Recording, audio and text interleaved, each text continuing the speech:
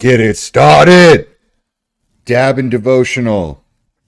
Let's get this rig heated up and ready to go. We're doing this every single morning at 9 o'clock. Every single morning we do Dab and Devotional.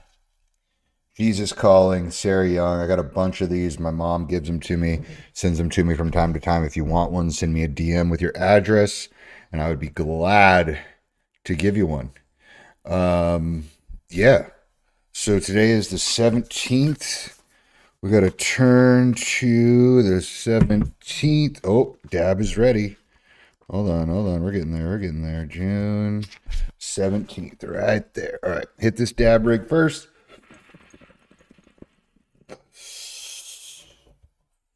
That's a Carta from Focus V. If you're interested in getting one, check them out. Use my code Daniel. Save yourself some money. All right, here we go.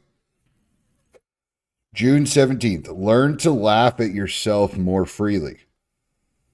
I know I listened to a podcast with Joe Rogan and Matthew McConaughey, and he was saying you got to make humor your default emotion. So learn to laugh at yourself more freely.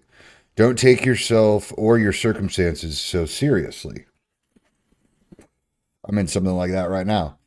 Relax and know that I am God with you. When you desire my will above all else, life becomes much less threatening. When you desire my will, so whatever God wants for you, when you desire that above all else, your life becomes less threatening. Your life gets fucking easier when you're walking the path. That's the takeaway. Your life gets fucking easier when you're walking the right path or riding the right wave. If you were with us yesterday. Yesterday we talked about everyone has their own wave. You don't need to get people to try to get on your wave. And you sure as shit don't need to get on other people's waves. That's not what you need to do. All right, you got to stay on your own shit. Stop trying to monitor my responsibilities, things that are beyond your control. Find freedom by accepting the boundaries of your domain. Okay, what does that mean? It means everything you want in life is downstream, boys. Everything you want in life is downstream. It is not upstream. You don't need to be banging your fucking head against the wall trying to get a result that isn't meant for you. I've done that many fucking times. I did it just recently when I was in Orlando. I had a flight that got delayed. I was going to have to spend the night in Dallas. And instead of just saying, okay, I'm going to spend the night in Dallas for an extra night, I said, fuck that. I'm going to be a hero. I'm going to go find another airline. I'm going to pay a bunch of fucking money so that I can get home tonight. Because I'm the fucking money man and I can do whatever I want, right? I run this shit. I don't fucking yield to anybody else. This is my shit. At least that's what I was telling myself. So I went, got another airline. This is all fucked up. Got another airline to get me a flight home. So I got back that day or that night. And you know what happened? I had to stop in St. Louis for the flight that I paid a bunch of money for.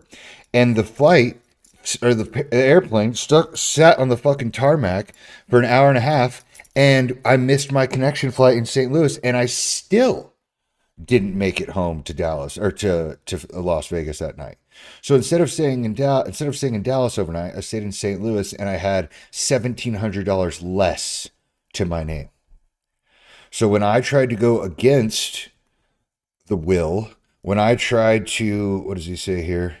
When I tried to go against the boundaries, when I tried to worry about things that were beyond my control, my life got way fucking harder. And I lost a bunch of money. So that's why I say everything you want in life is downstream. It is. Everything you want in life is downstream. Laughter lightens your load and lifts your heart into heavenly places. Again, Matthew McConaughey says, your default emotion should be humor, right? Somebody dies. You don't think about how sad that is. You think about a funny moment. You think about a time where you guys shared a laugh. That's how you heal that shit. It's not by feeling it or sitting in your room and eating fucking ice cream and being sad. That's how you fucking stab yourself and make yourself feel fucking worse. Ooh. Your laughter rises to heaven and blends with angelic melodies of praise. Just as parents delight in the laughter of children. Ever heard a laughing baby? It's addicting.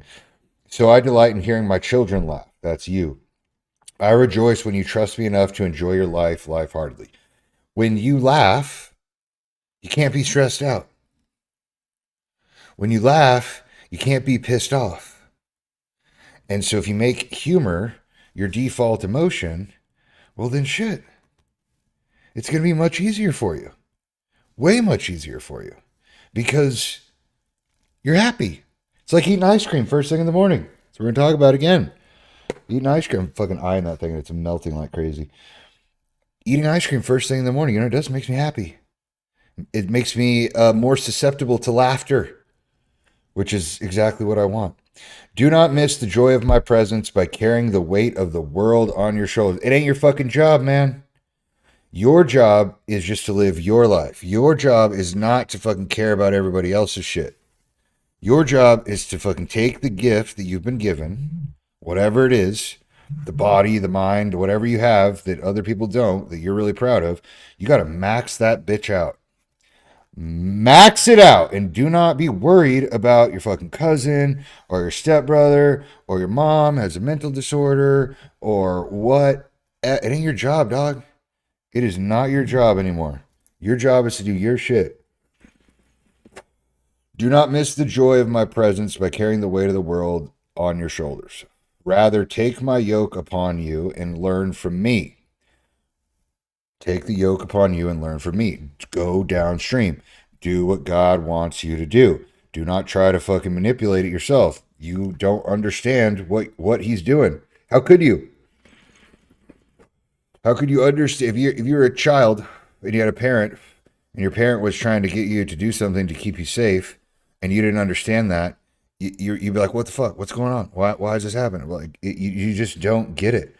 But when you surrender, when you have the submission, when you learn, when you read your shit, it makes sense. My yoke is comfortable and present. My burden is light and easy. And that's taken from two different Proverbs and 2 different chapters in Matthew. So, Jesus Calling, Dab and Devotional book. If you want one, send me a DM and I'll send you one. My mom gives me a bunch of them. She always wants me to send them to people, so I will. Moral of the story here is fucking gotta laugh, dude. Laughter is the secret. Where's my little ribbon? Laughter is the secret, guys. What it is. Can't be pissed off when you're laughing. Very, very challenging. All right, now it's time to fucking eat, and I'm starving. Oh,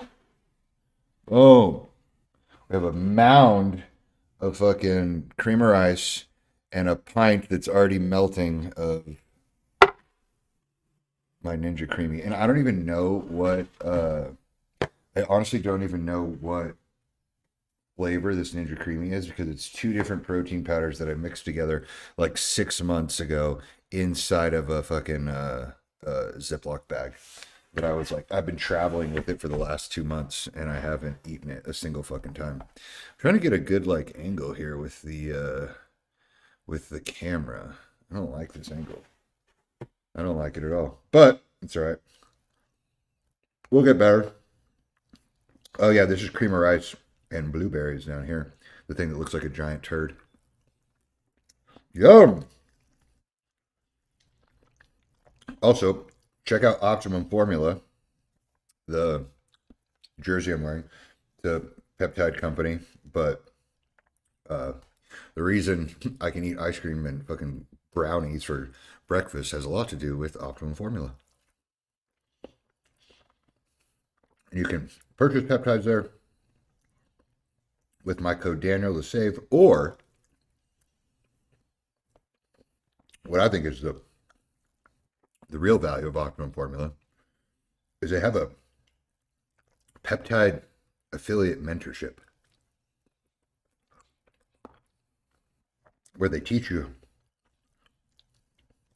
not how to use them, not how to use peptides, but how to make money from it. And that is fucking cool.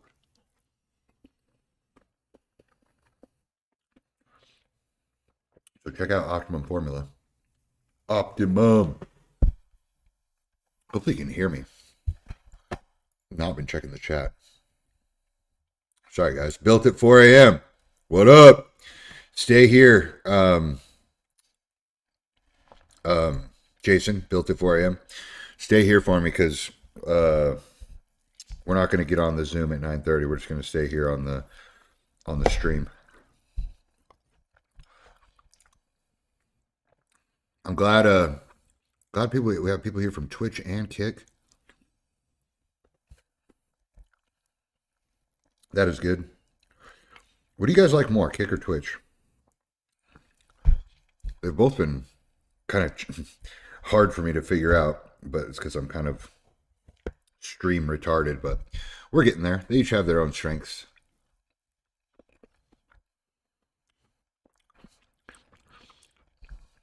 Instagram's way easier, though. What do you think is the hardest social media platform to learn? TikTok, Twitter, Instagram, Facebook, YouTube.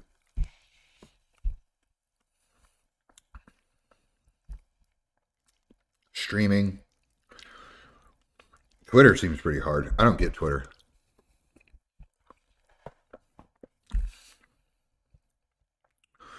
YouTube, I think, is kind of, well, at least I did YouTube 10 years ago, so there was no shorts. It was just, yeah, Pornhub. That's not a very hard one to use. But yeah, YouTube was just, you could only do like long form videos back then. Now you can do shorts, but still seems pretty simple. TikTok and Twitter. Every time I get on TikTok, I get nervous. I feel like I'm not supposed to be there. I have no idea why. But like, do people DM on TikTok?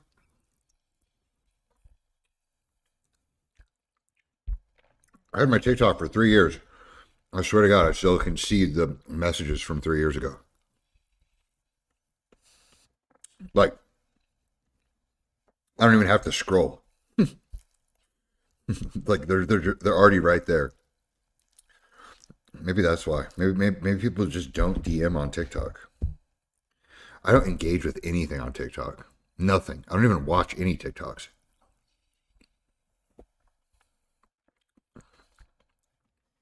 Not that I don't want to. It's just like I don't have a purpose to it. It doesn't seem like.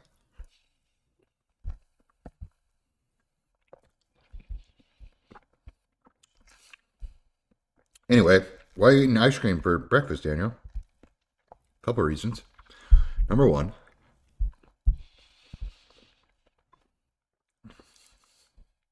I eat ice cream for breakfast because I wasn't allowed to eat ice cream for breakfast as a kid. And so right when I wake up, I want to make sure I give the world a big fuck you right away. And I do that by saying, I'm going to eat ice cream first thing in the morning. I love that shit. I literally tell myself all the time, like, you answer to nobody. You don't have a boss. You're rich. I say that shit all the time. Fucking manifest it. I don't give a fuck if it sounds pretentious. Speak it into existence. Mentally hip. What's up, Paul? Yeah, dude. Manifest your shit. If you want to do it, you just go up there and fucking take it. You ain't got to ask permission. Like with this streaming shit, what am I at? I'm at 5 people watching me eat fucking ice cream off a cutting board with the worst fucking camera angle possible. And give me 6 months. I'll say 5,000. 5,000 people watching. Give me a year, I'll say 50,000 people watching. Maybe even shorter. Maybe even shorter. But if I keep at it, and I keep visualizing that 5 right there, with a bunch of zeros behind it, it's going to fucking happen. I will will it to happen. I've done it on Instagram. You can fucking just will it, force it. You can brute force your way to. You can, people. My old business mentor used to say, "Oh, I need to call today." Actually, Ted. He used to say, "You can brute force your way to 5,000, or you can brute force your way to a 10K month. Like you can brute force. You can work your fucking ass off to the point where you make $10,000 in a month." And he's absolutely right.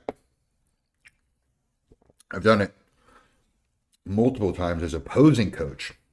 A posing coach. Not a barber, not a traditional fee for service type of business. Posing coach, where I would stare at broke, naked fucking bodybuilders and teach them how to do the poses. And I would charge $35, $50, and $75. And I was able, by just those rates, $35, $50, and $75. I scaled them up over a couple of months, but I was able to make multiple 10K months, booking eight clients a day, 10 clients a day, 12 clients a day, every day of the week. What the fuck is a weekend? That's something too that I think can hold you back entirely. Is if you are used to working a regular job, you're used to, or going to school, you're used to weekends. Weekends are really cool to people that have regular jobs or go to school, because it's a break that you get from doing the thing that you've been doing. It's like a mandatory break. But when you own your own shit or you work for yourself, at least from my perspective, there is no fucking weekends. There's just today and tomorrow. That's it. There's today and then there's tomorrow. What are you doing tomorrow? Working. What are you doing today? Working. What are you doing the next day? Working. And then when I'm not working, you know what I'm doing? I'm working.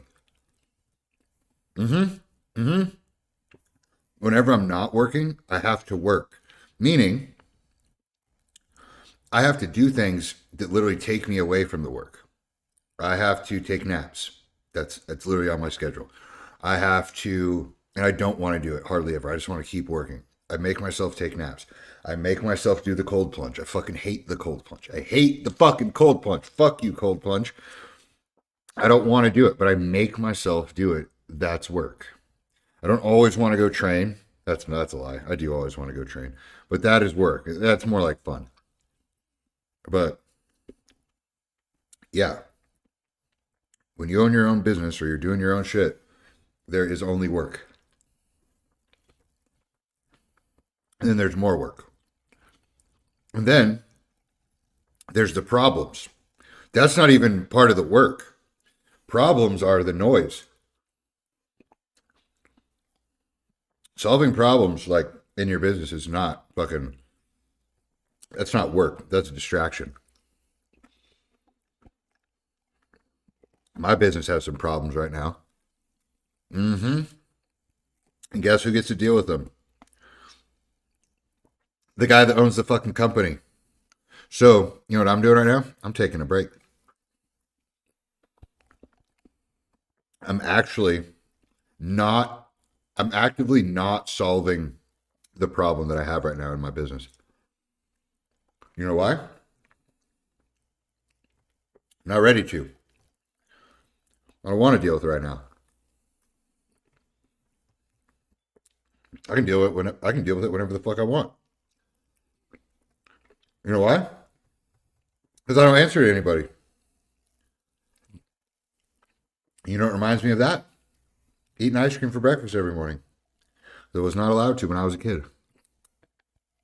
Man, I just brought that whole story all the way back to where we started, which was, why do you eat ice cream for breakfast, Daniel? Boom! And I even timed the landing perfectly. Because look, I'm literally finishing up the story as I'm taking my last bites of the ice cream. No one even asked why I wasn't using a spoon. Spoons can fuck off. I like forks and I like spatulas, especially for ice cream. Yeah, spoons can kiss my ass. All right, put it in the comments. Are you team spoon or team fork? How do you make money now? I make money a bunch of fucking ways. The easiest where okay, how do I make money? So right away, I'm 100% disabled from the military. So I get that check every single month, which is really cool.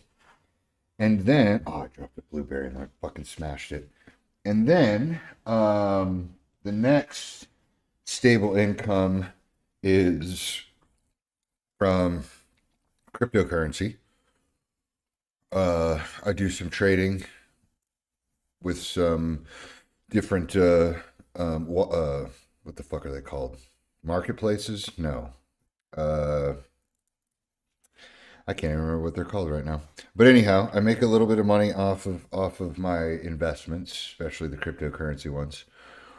And then from there, I have brand deals that pay me. So I have Alp is one of my current sponsors that pays me money. Rainbet is another one that pays a good amount of money. And then I have a bunch of deals that are like product only or store credit. And I actually like those more than the ones that I get paid for. And that's just because they don't require me to post anything. And it's not that I don't like posting about the products, I certainly do. It's when I know in the back of my mind that I have to hit this quota for this company. I don't know. It doesn't make me upset. I don't really know what it is, but it's just like, it's like kind of a distraction, I guess, where I'm like, all like the whole month, I'm like, all right, I got to make sure I do a fucking video for this company that it's dedicated to their brand. And quite honestly, I'm not very good at dedicated reels for specific products, like telling people like this is the Carta Sport by Focus V. You should definitely buy one of these. Blah blah blah blah blah blah blah. Right? Like I'm not great at that. What I am good at is integration reels. So like I'll just be like Dab and Devotional. Like I don't talk about the device in the Dab and Devotionals. I just have the device. You know what I'm saying? I gotta fix this. Hold on. It's pissing me off. How did I do that? Why is this all fucked? Why is my dollar sign fucked up? There we go. Okay. Back in action. Um, yeah, I'm really good at integrated reels, not great at the dedicated reels. And so I really like the stipend or store credit or free product deals because I don't know, it's just much easier for me to manage that way. Plus, I use a lot of the products too. So that's how I make money from brand deals. And then the other way I make money is through Instagram for Retards, which is my school community, which is what we should talk about next. Let me put this over here. So whoa, my school community is really cool. Oops. Why am I so bad at this? There we go. Make that bigger. I don't know why it's so small. There we go. And then I go over here. So this is my school community, and it's really cool. It has lots of opportunities for you to learn about social media, and basically what we're talking about, like how to make money. So this is the school community. It's called Instagram for Retards. And I called it Instagram for Retards because most people are fucking Instagram retarded.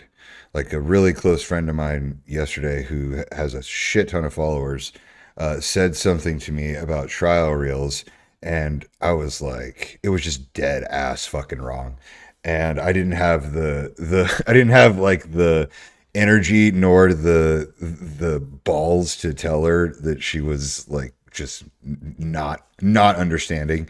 And so I just like let it slide. But that just reminded me that like, man, most people are fucking retarded, or they build up these biases in their mind of like, oh, I must do X, Y, and Z in order to get this specific result. Like, no, you don't. It's a fucking computer program. You can do whatever the fuck you want. So yeah, so I think there's a lot of fear around Instagram and like starting a new account or something like that. It's like a huge life event for some people. Motherfucker, it's like starting a new fucking email address. It's not that big of a deal. It's a fucking computer program. But anyway, people get treated all emotional and get all fucking crazy about it. So, and I'm really good at it. So I just figured, you know what? What the hell? I'll just teach people what I know about. God damn it. I'll just teach people what I know about Instagram. I'm not, and I tell people I'm not an expert. I don't know everything, but I can show you what I've done, right? I can show you that I've been able to grow one profile to 500,000 followers, and then this profile to now almost to 250,000 followers in the span of not very long. So I can show you how to do that. If you'd like that, then I'll just just show you. And so that's what I say. It's like, all right, in the chat, everyone, put a 1 in the chat if you would be cool with having 217,000 followers. And the majority of people are going to go, yeah, one. Yep, we want it. I want to be I want to have 250,000 followers. Okay, great, fantastic. So follow exactly what I'm saying. What the heck? Hello, Jason. Do me a favor, jump back over to Twitch for me. Yeah. Oh, sorry, boys. Pull that back up there. Okay. Um. So if you'd be cool with 250,000 followers, then all you have to do is do exactly what I say. And what you do is you're gonna there's 30 days is the start. Okay, there's a 30-day program, and every single day there is a video, an assignment, and then a post that goes on to over here, which is called the community feed, and we'll go through those in a second. And what you do is you watch the video, you do the assignment, you post the homework in the community feed, and you label it day one homework. And what you do as you go through this is you're learning stuff, you're making posts, I'm teaching you through these videos everything I did to get to where I'm at. And so it's retard school. Okay, it's literally made for retarded people. And what happens to a lot of people in this program that actually gets them not the results they want is as soon as they're done with the 30-day program, they're like, "Oh, I'm not an Instagram retard anymore. I can go to the next level. I can get more artistic. I can start doing more original content. I can go out and buy a fancy camera, and that's gonna make my views go up." And what happens to those people is they fucking burn out and quit because they didn't think they were retarded, and they wanted to make Instagram and social media way more challenging than it has to be. I don't want to be on fucking Instagram all goddamn day long. I want to get on Instagram, do my shit, get the fuck off, generate income. And that's what this program teaches you to do. It teaches you how to make really fucking good videos that convert efficiently. That's what it does. And the people that do the program exactly like I have it are very, very successful. The people that are not successful are the people that go like, all right, I'm going to do day 9, then I'm going to do day 15, and then I'm going to do what this other girl said that I saw on Instagram, and then I'm going to try this out, and I'm going to try this other thing from fucking whatever. And what happens is they end up failing. And I can't help them. I literally can't help them. You know why? Because I don't know any of those other things. All I know is this shit. This is all I know. And this got me to 500,000 followers and then again to another 250,000 followers. That's what it got me to. Now, you don't have to go through this whole thing alone because we do have live calls for everyone to attend. Every single day, you're on one right now, we have opportunities for people to help you. Okay, tonight, 6 p.m., we have our call with Kaylee, who is a fantastic brand manager, and she'll actually teach you and show you what you would need to do to to get the attention of a brand or to create UGC content for a brand. 6 p.m. on Saturdays. That's the live Q&A with me where I do roasting. I'll roast your content. I'll help you, with your videos, etc. 3 p.m. same thing on Sunday. If you can't make it to the Saturday call, we have Arizona, who's one of our stud instructors, who has the same thing. You have a question, you're not sure what a button does, you're not sure why your video didn't do very well, come check Arizona out. He'll watch it. He'll tell you exactly what needs to happen. And then the other one is Monday morning. We have editing call with David. Any editing questions you may possibly have, this guy knows the answer to it. Hard stop. This guy knows everything about editing. Everything that there is to know about editing, David can do it. There's really not one thing he can't fucking do. He can make you walk in front of the text. He can make the text disappear. He can do anything. He can literally do anything. So don't try to do a whole bunch of shit by yourself and fail. Just go straight to the guy who already knows what the fuck to do and ask him. That's what this community is about. Also, you don't think you're not sure, or you're confused by a homework assignment. Go fucking copy somebody else's homework assignment. This is like school. Go fucking copy someone else's shit. That's how we do it. All right. Hopefully that was helpful. Where's the chat at?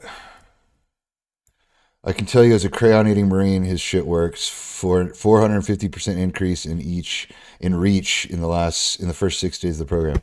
Thank you, Jason. Very good job. All right, so let's go through some people have put on some homework assignments here. So let's go through and check them out. I want to know this trial. Let's see what this is right here. Let's say, so why use trial reels first? Let's say you will show your clip to people who don't follow you. Will it bring you new followers? Yes. Why to use it before posting it? Why use it before posting to your audience? What you going from it? What if it performs really well in trials? Do you still delete it? Oh my God. Oh my God. Okay. So why do you use trial reels? The reason you use trial reels is so that you can compare two versions of something that is very, very similar. Okay? I don't have one on you can't see trial reels from fucking the browser. But essentially what I do is I'll take 2 day in the life reels. The first one is me waking up in bed with something on my chest. And then it goes throughout my entire day. And the second one is me waking up in bed and I'm smashing an alarm clock with a baseball bat. And then it goes on to the rest of the day. I will put both of those reels on trial reels, and then I will shut my phone off and not look at it again for another 10 to 24 hours. And when I look at the phone or the performance of each trial reel after 10 to 24 hours, there will clearly be one that outperformed the other. One will have more views than the other, more engagement than the other, and then you take that one and you re-upload a brand new version of that onto your main feed. Do not take it out of your trials. You don't need to delete it. You don't need to fucking do anything. You got your data. Now that's all you got to do. You can leave the data there because it will keep continuing to grow and get views and get followers, and put the new one on your main feed. Okay? So you're gaining data, which is going to allow you to make an objective decision on which version of your video is going to perform the best on your main feed. Boom! That is the answer. It is essentially warming up before you go to the gym. You don't walk into the gym and start fucking squatting 315 without warming up. You go and you do some lunges and you stretch out your groin and you do some fucking hamstring curls, and then you go do some body weight squats, and then you put one plate on the bar, then you put two plates on the bar, and eventually you get to 315 and you're fucking squatting. That version right there, the long version, that is trial reels. Always warm up. All right. Intro, Christopher Tynan. Welcome, dude. 378 followers on Instagram.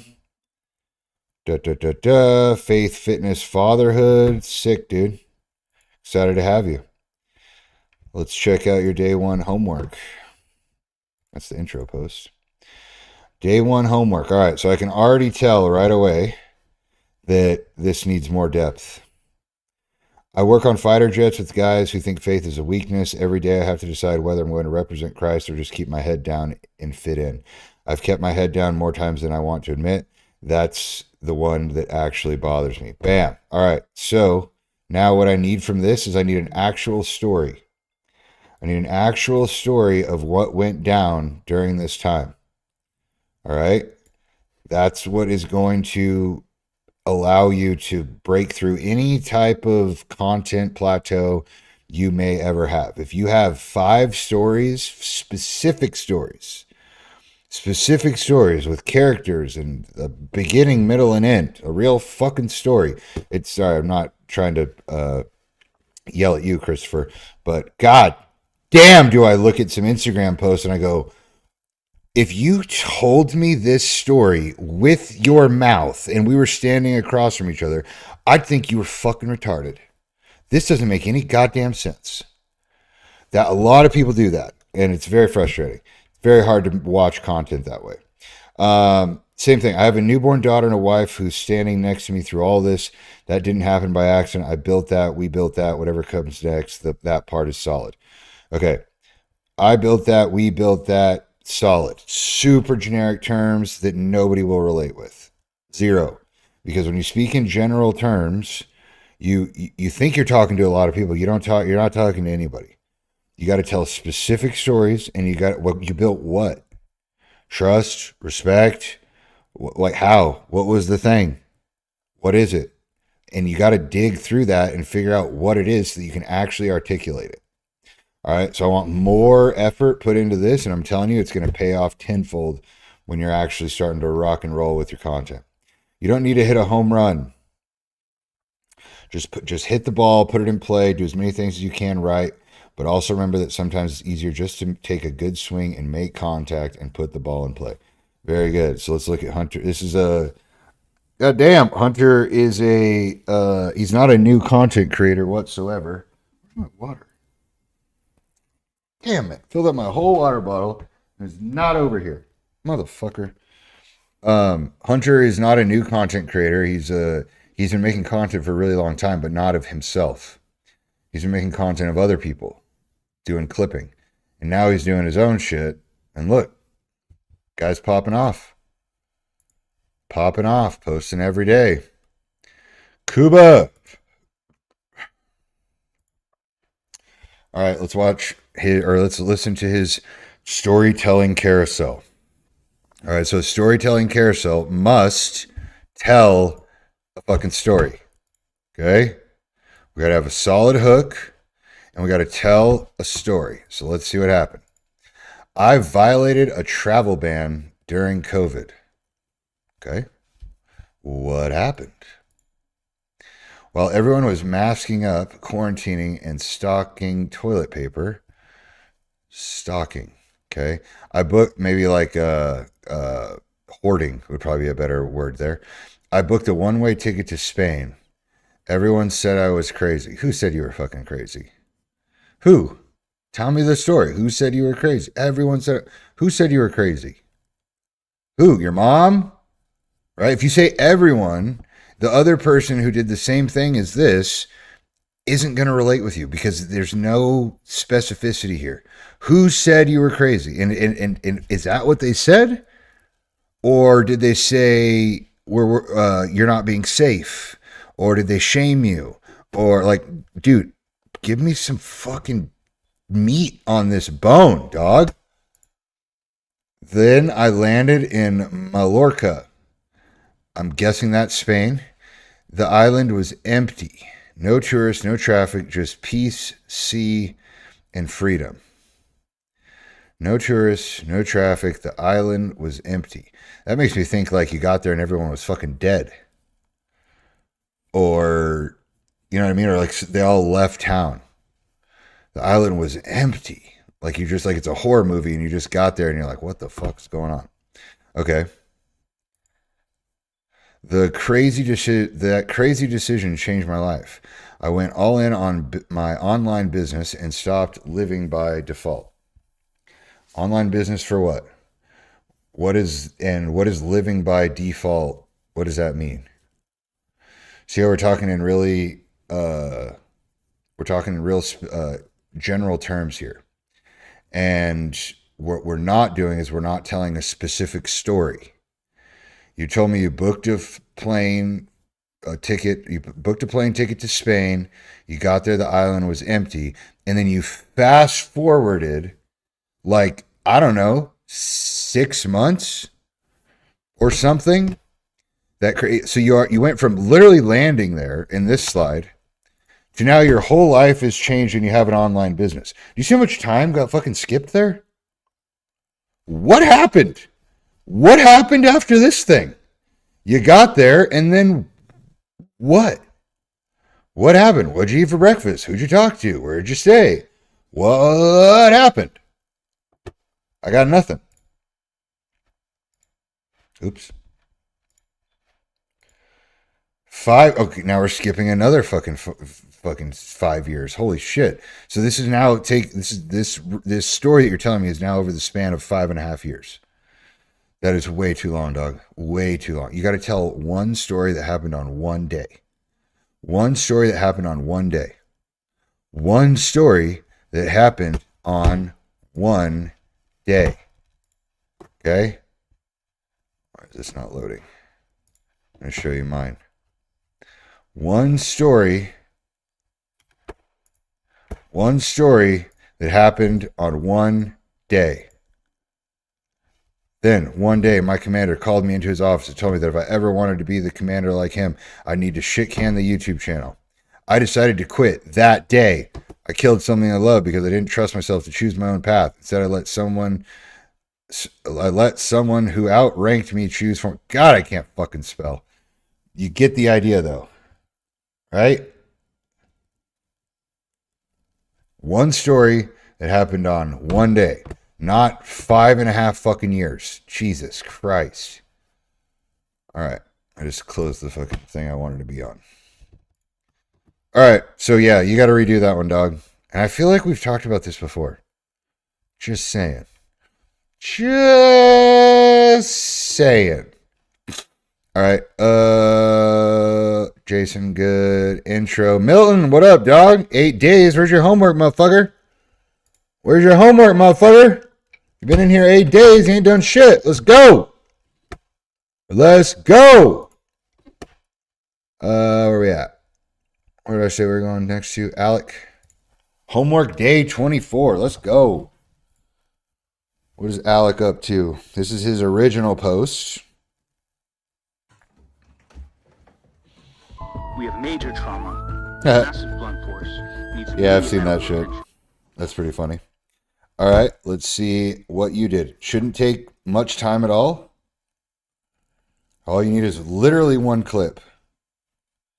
Let's see what he did. You need one clip from one angle. Hopefully he didn't overcomplicate it.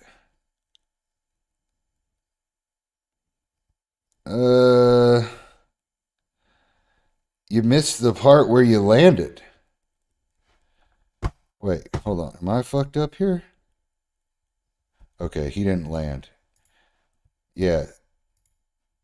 Where's yours? Yeah, I just, okay, look. You can't see that's a huge, you can't see that that's a huge step that you're taking. because of the angle. I don't, and you know what I'm saying? Like, it's, this one is so much more deliberate. Oh, oh. I think you could have done a little better there, but maybe it does well for you. I don't know. But you did the right, like you did the assignment, right? You took an original reel and you remade it into yours. That's day 24. Good job. That is something you just got to keep on with. Homework day 8.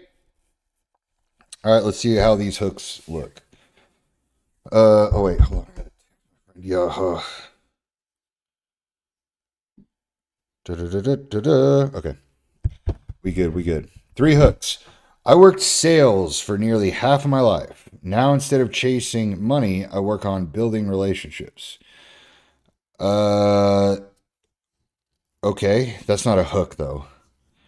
That's not a hook at all. That's just a fucking statement. I've been training for 15 years and I forgot how important recovery is. Here's what I do to help my body recover. Okay, so these are hooks from 2023, dog. You got to have something really fucking exciting that happens in these first like sentence here. So now instead of chasing money, I work on building relationships. So there's some life there, but you got to tell me how savagely you used to chase money. I want to know what it is. You woke up and you couldn't fucking stop thinking about chasing money. It was all that was ever on your mind, buying shit, selling shit, looking at your bank account. And now you don't look at your bank account at all, and all you see is the people you want to interact with. Some shit like that. All right.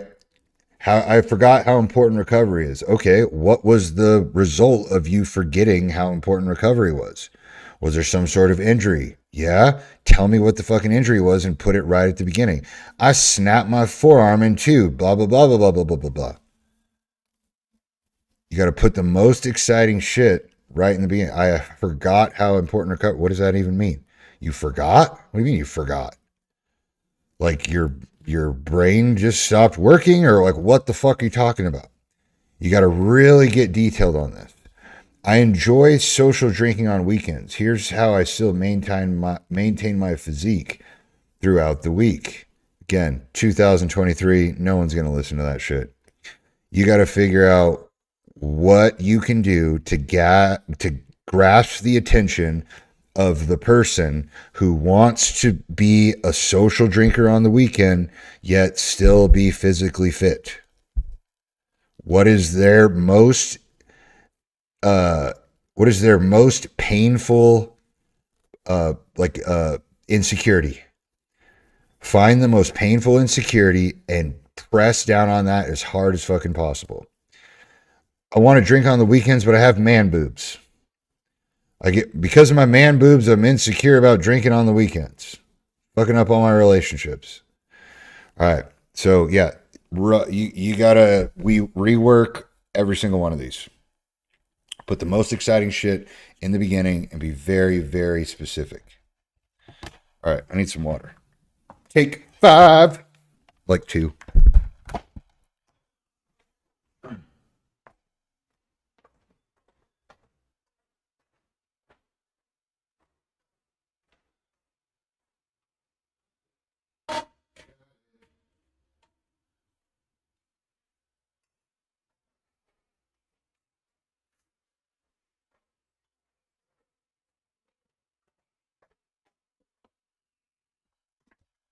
All right. Let's keep going. Oh, I'm going to go knees. I'm going to go knees, hands on my knees, hands on my knees. All right. What if I have a boring or serious life? I don't know how to create visually interesting reels. I have my job at the airport of Barcelona where I spend 9 hours, 11 hours with commute, and I arrive home late at night. In the beginning of the day, I just go to the gym. In my spare time, I cook food or see my friends, or I just go to the beach. What the fuck? This is great. I cannot make reels starting with smoking a joint, maybe just once or twice, but I'll try to stay as clean as possible. And I don't do steroids. I have made some reels before about cocaine in Spain. I've been muted for 7 days. Now what? How can I be interesting in my audience? I want to do some content about immigration. I am a Romanian immigrant in Spain. And also post some of my stand-up comedy reels and about how my ex-girlfriend has left me. This is why she is my ex-girlfriend. But in the rest, I don't know what to do to have a visual background support of my clips or be interesting. That's the great thing about fucking Instagram is your life doesn't have to be interesting. The reels that made me the most famous on the internet were what was last year. My day in the life reels last year. And what happened was in the in September I was gonna go spend 2.5 weeks in Phoenix, Arizona, with my family, and my daughter, who I don't have full custody of, was going to be there the full 2.5 weeks as well. And so I was super, super excited to be able to spend 2.5 weeks with my daughter. And so what I did is I pre-recorded 16 reels so that every day that I was gone with her, I had a reel that would be uploaded and I didn't have to worry about creating content during that entire time that I was with her. However, about a week before I left, I was doing one of these calls for Instagram for Retards, which you can find right here on the calendar. I believe it was either the 3 or the 6 o'clock one. And I didn't show you. Sorry. We have calendar of scheduled calls each and every week. And so I was on either the 6 p.m. call or the 3 p.m. call over here. And one of the things that we do inside of Instagram for Retards is we make people share their saved reels from the week. So anything that you got inspiration from or anything you wanted to recreate, you had to show us all. And one of the guys pulled up this day in the life reel from this guy named Chase Day in the Life. And it had the Elton John song on it, and it just had timestamps with like a little caption of what he was doing in that scene. And so I was like, you know what? I'm going to recreate that. And so I did, and I did Day in the Life of a 35-year-old bodybuilder, and it went crazy. And then the next day, I was supposed to go leave to Phoenix to go see my daughter. And I was just like, you know what? I'm going to do one more of these Day in the Lives because it did so well. It did over 1 million views in a day. And I made a second one about my trip to Phoenix. Same thing, 1 million views, 500 followers, 1,000 followers, 2,000 followers. I'm like, holy shit, my Instagram's popping the fuck off. And so I talked to a friend of mine, and he said, you can't stop now. He's like, you have to keep going every single day. And I was like, oh shit, like I do not want to do this. Again, it was just going to be me being with my kid for the next 2 weeks. We're going to go to the aquarium. We're going to go to the park. We're going to take naps. We're going to do finger painting. I'm going to have to clean up 1 million fucking toys. We're going to go, run around in the sprinklers outside. We're going to go down the slide. Like, it was just all play with dolls, all girl dad shit. All right. And you know what happened was I made 16 Day in the Life reels during that entire trip with her. And almost every single one of them did over 1 million views. I went from about 200,000 followers to 350,000 followers in the span of 16 days. And it wasn't even my real life. It was just like, it was not my normal life at all. I barely went to the gym. I ate food. But I didn't do any of my gym stuff. I wasn't smoking weed all over the place. I wasn't chugging monsters. I wasn't collabing with fucking OnlyFans chicks. Like, I was there hanging out with my daughter. And I gained 150,000 followers in 16 days off of videos. And, oh yeah, here's the other thing. My ex-wife wouldn't let me have my daughter in any of the videos. So I had to show me hanging out with my daughter without her being in the videos. I would show her shadow. I'd show her little tiny shoes next to mine. But yeah, dude, talk about a fucking boring life for a bodybuilder who lives in Vegas. Try 16 Day in the Life reels of being a girl dad at your sister's house. I stayed at my sister's house on an air mattress. and I got famous on the internet. So you don't have to have a fucking exciting life to do well online, to make good videos about your life. You don't have to be at all. This guy, Tim, this guy right here. Go follow this guy. This guy is a stay-at-home dad. Oops, wrong one. This guy's literally a stay-at-home dad. And his content is fucking gold. There's gotta be a better way to do this with fucking hotkeys. I don't know how to do it yet. Make me over here smaller. Put me over here. Boom. So yeah, this guy right here, follow this dude. He has great content about just being a dad. Or give me one.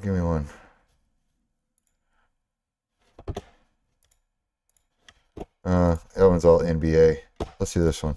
This is how to chill the fuck out about everything and still care by hanging out with a teenager on a Sunday. My name is Tim, and sometimes I'm not sure what the F happened, but all of a sudden I've got a teenager. But luckily as an OG, and through trial and error, I've learned a few things that have helped me chill the F out, especially when I feel like I'm freaking out about everything inside. First, and not to sound cliche, but every day is a gift. I feel like I'm reminded by this constantly just by the presence of my dad. As he would even say in his own words, he was supposed to be dead 27 years ago. So you see, like, he's just telling a story about his life. That's it. Yeah, he lives in New York City. That's not that exciting. All his shots were just him at home with his kid, and now his dad. So yeah, man, you don't need a lot. You don't need a lot to do well online. You just need to be able to make really fucking good videos. That is it. Okay, it looks like I have completed all of the school community stuff. If anyone in the chat wants me to roast their Instagram, let me know. Just put it down in the chat, and I will check out your shiz. How old is my kid? My kid is 5 years old. No, she's 3 years old. She's gonna be 4 years old. At high stem. Okay. I'll pull you up. At high stem. Big Lou in the stew. All right. High _ stem. If you can send a link, that's usually easier too. High stem. High stem. Is that you?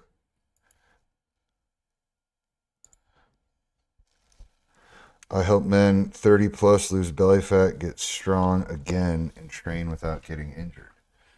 Okay. Sounds a little canned, but it's all right. Let's look for patterns. That's what I do whenever I check out somebody's page, is we're always looking for patterns.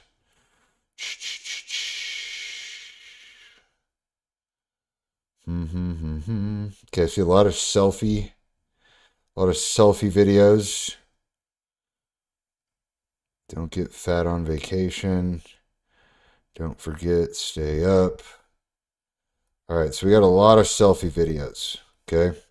And all the selfie videos, and we got a lot of these pictures, I'm guessing, on the refrigerator.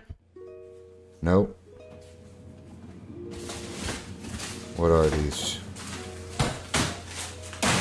Okay, so you're not actually in these.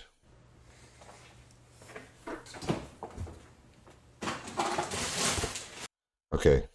All right. So this is what you can do. I'm going to give you some free chicken here. All right. Number one is you no longer have to record videos in selfie mode in your house or in your car. You don't have to do that anymore, because those all produce the same result. So we don't have to do that anymore. Okay. We also don't need to do the refrigerator quotes, because those all produce the same exact results as well. So this is the good thing about doing this and having your page audited is if you just know what not to do, then all you got to do is just do something totally different. All right. So we've identified 3 things that you no longer have to do. No selfie videos in your house, no selfie videos in your car, and also no more of these refrigerator quotes. All right. So if we just don't do those 3 things and instead do literally anything else, like what? Literally anything else. Like what? Literally anything else. B-roll of your day, carousels, voiceovers. If you're going to be talking about workouts, if you are putting actually be getting back in shape in a gym. Show some client testimonials, green screens. Yeah. Though all of those things is what you should start doing and stop doing the things that don't work.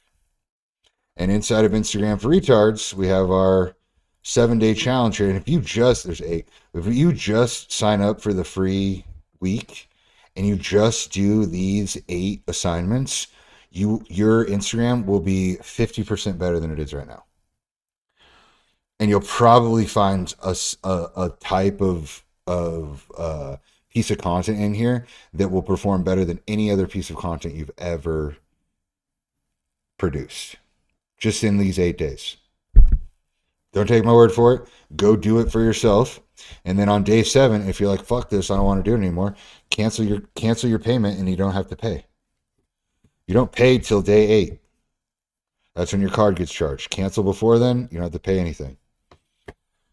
All right. Who else is next? Oh, Big Lou. Big Lou. Big Lou. Oh, let me put this shit on my story. Da da da da da da. Da da da da da da. Whoa. Oops. Good morning. If you want your Instagram. Good morning. Want that. Bam. Good morning. If you want your Instagram audited. Why can't I speak?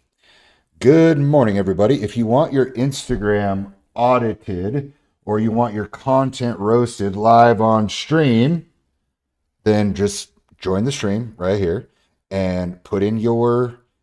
Actually, what I'll do it here on the questions. Good morning, everybody. We are doing live Instagram critiques, content roasts. Doing one right now for this guy.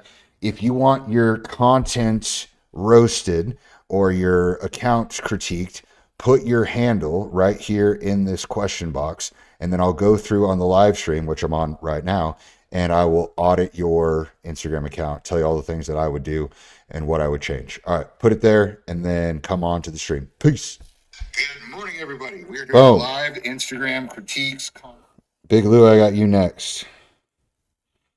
Put IG handle here. Boom. Down. Down, down, down.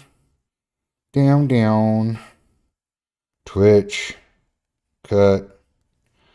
Done. Link. Boom. Live IG audits. Boom. Can you hear that? Bam. Shared. All right. Big Lou, you up next. Big Lou. Big Lou. Big Lou in the stew. All right. So, patterns. Gotta look for patterns. Okay, what do I see? I see a lot of text on screen, a lot of selfie video text on screen. Let me go to the views. I don't like looking at it like this. Why are you so picky with people? What is this? This is an outlier. Okay, a little stitch. Da, da, da. Are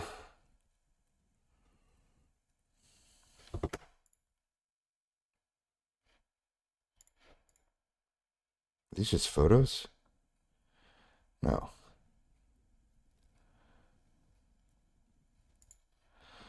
Okay, so you're doing good with these viral stuff, these viral things.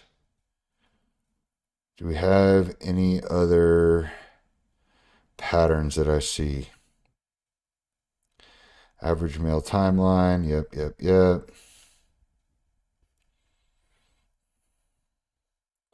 Yeah. All right. So the theme here, the patterns I see is it's a lot of text driven B-roll footage.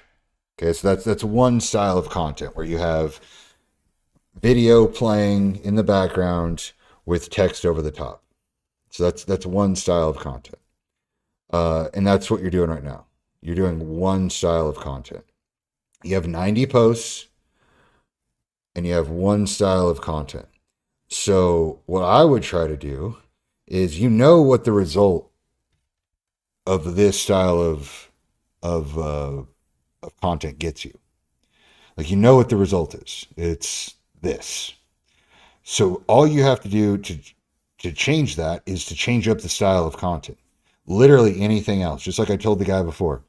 Green screens, day in the lives, whatever you do at work.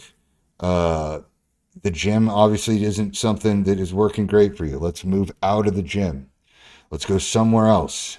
Do you do any food videos? There's one. Yeah, food videos crush. You live in New York City. Very little. Yeah. Yeah, dude, this shit. Go take advantage of New York City, motherfucker. Yeah, you just need a few other styles of content, man.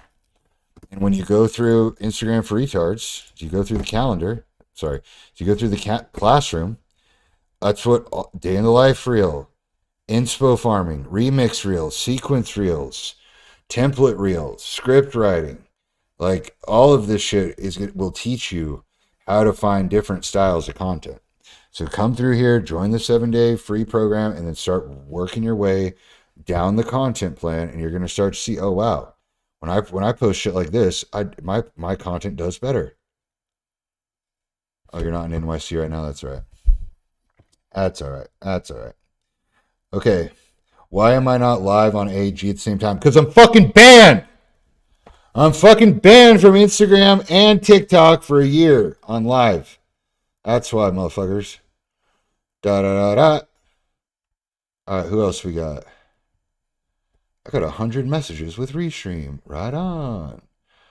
All right, who else we got? Who else we got?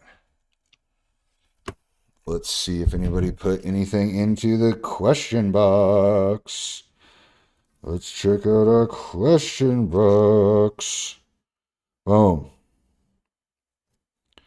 Nobody yet? All right, fine. Nobody yet. I'm going to take a bathroom break right now. We're chilling. Stay on. Stay on. I'm going to run to the bathroom real quick. I should put like a little sign up or something. Went to the bathroom. Whatever. But yeah, I'm going to go to the bathroom and then we'll come back and we'll do some more shit. If you want your Instagram critiqued, put it down in the comments. All right, be right back. Take 5.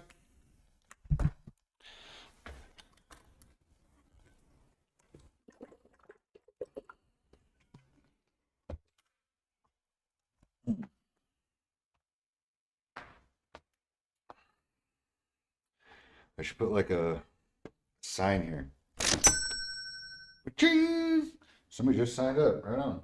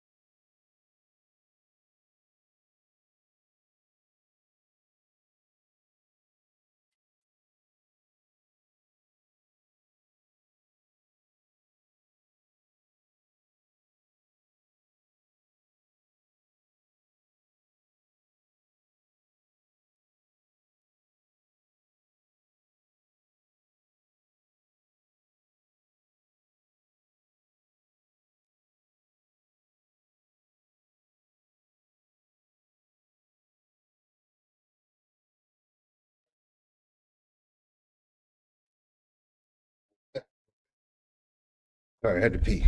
Ugh. All right, you redid. Da, da, da, da. Yeah, I had to go to the bathroom. Sorry, I'm back. I'm back.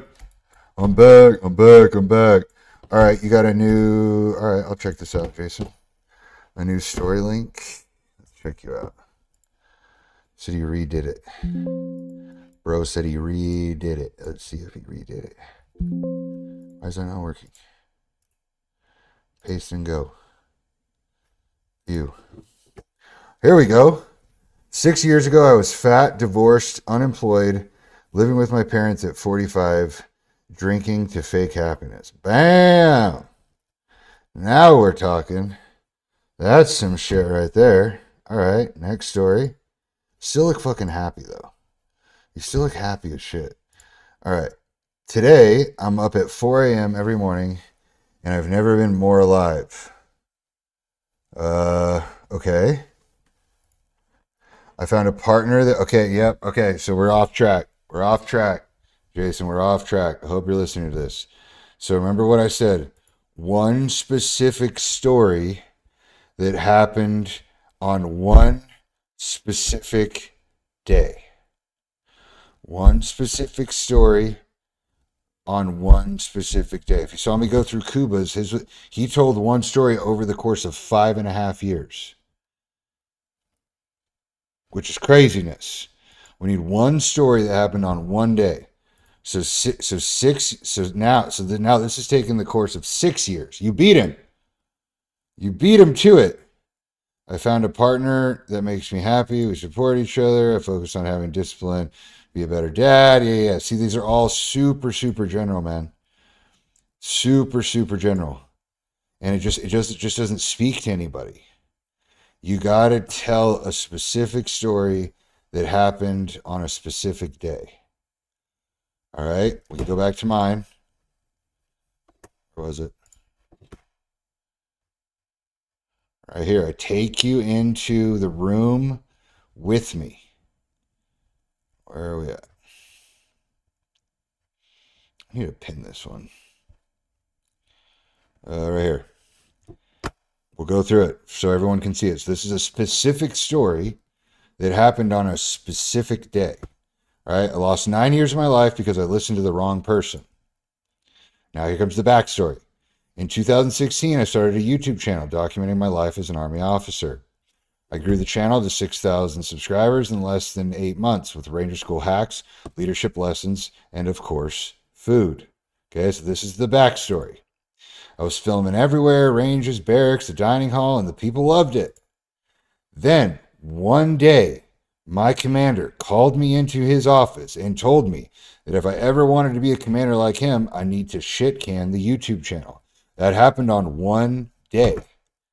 Okay. The next slide, I decided to quit that day. I quit the fucking YouTube channel.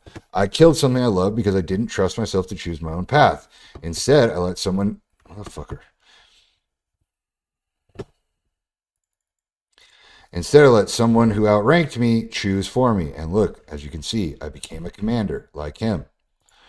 Can't help but think how much further ahead I'd be right now if I just kept going. Okay, so I told you a specific story on a specific day, and then there's a link to join the school community for Instagram for retards. And even if you go into the day 2 homework, or what is it, day 3 homework, you can see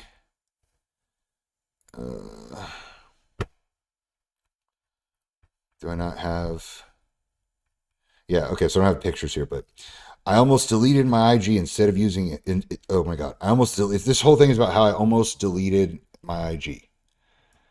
Okay, that's how I go through the exact story that takes place. Why I was going to delete it, why I was going to quit it. You can also watch the video here that tells it in a very, very specific manner. Goes through all these other examples. So check that out on day 2. or day 3, and you'll be able to build a much better storytelling carousel that'll actually convert. I talked about this last time. Look at all of these other posts, 16,000 likes. See if any of them are even close to 16,000 likes. Nope. Nope. Nope. Nope. Nope. Nope. Nope. Even a Malibu Fit with guys with 1 million followers didn't even come close. Michael Jackson. Nope. Nope. Even a day in the life, which I'm most known for, still doesn't outpace the fucking storytelling carousel. Yeah. You got to tell me the exact story, Jason, that happened. You can't tell me you can't give me a summary of 6.5 years. That's not when you tell these stories, this is what you need to do. You need to literally read it out loud and pretend that you're talking to a real person. Because if I, where was yours? Yeah. So if we were sitting across the bar from each other, drinking a beer, and you said this to me 6 years ago, I was fat, divorced, unemployed, living with my parents at 45, drinking to fake happiness. I'd be like, oh shit, dude. Well, you look pretty good now. What happened? And you're going to go, today I wake up at 4 a.m. every morning and I've never felt more alive. And I'd say, all right, that's cool. And then you're going to say, and then I found a partner that makes me happy and we support each other. Okay. I focus on having discipline to be a better dad, husband, and leader. And I'd be like, what the fuck are you talking about, dude? Like, really, like what are you doing? Like, what are you telling me a story here of what? You see how generic and general it is? Like, you get it. You understand it because you fucking lived it. But if we were sitting in a jail cell together for whatever reason, you were telling me stories, and you just said I committed to improving myself physically, mentally, and emotionally. I'd be like, how? What'd you do? I want to learn how to do that. Because at the end here, you're telling people if you want to do something similar to what you did, then you should DM you. But the thing is you didn't fucking tell me what you did. And how could and why would I hire you if like if this wasn't something I was after, right? Like I just want a six pack, and you're talking about a partner and focusing on discipline and kids or whatever, right? Like this would just be an off-putting one to me because I don't have a family, right? But if I can get a story out of here that makes me relate to having a family, then I might have a different feel toward it. But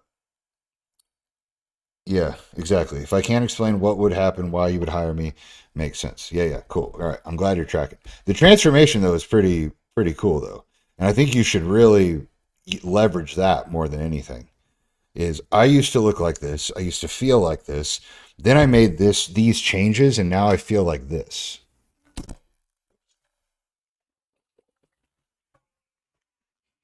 All right, let's see if anyone put in their handle on IG.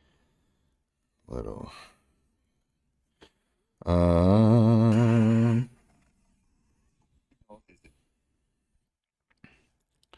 right, T Moriarty. Let's check you out. T Moriarty. T Moriarty. 12. Oops. 12. All right, let's see your shit. What do you got? 12,500 followers. Hers band. Former college athlete and pro arm wrestler. Damn, cool. Follow the Moriarty brothers.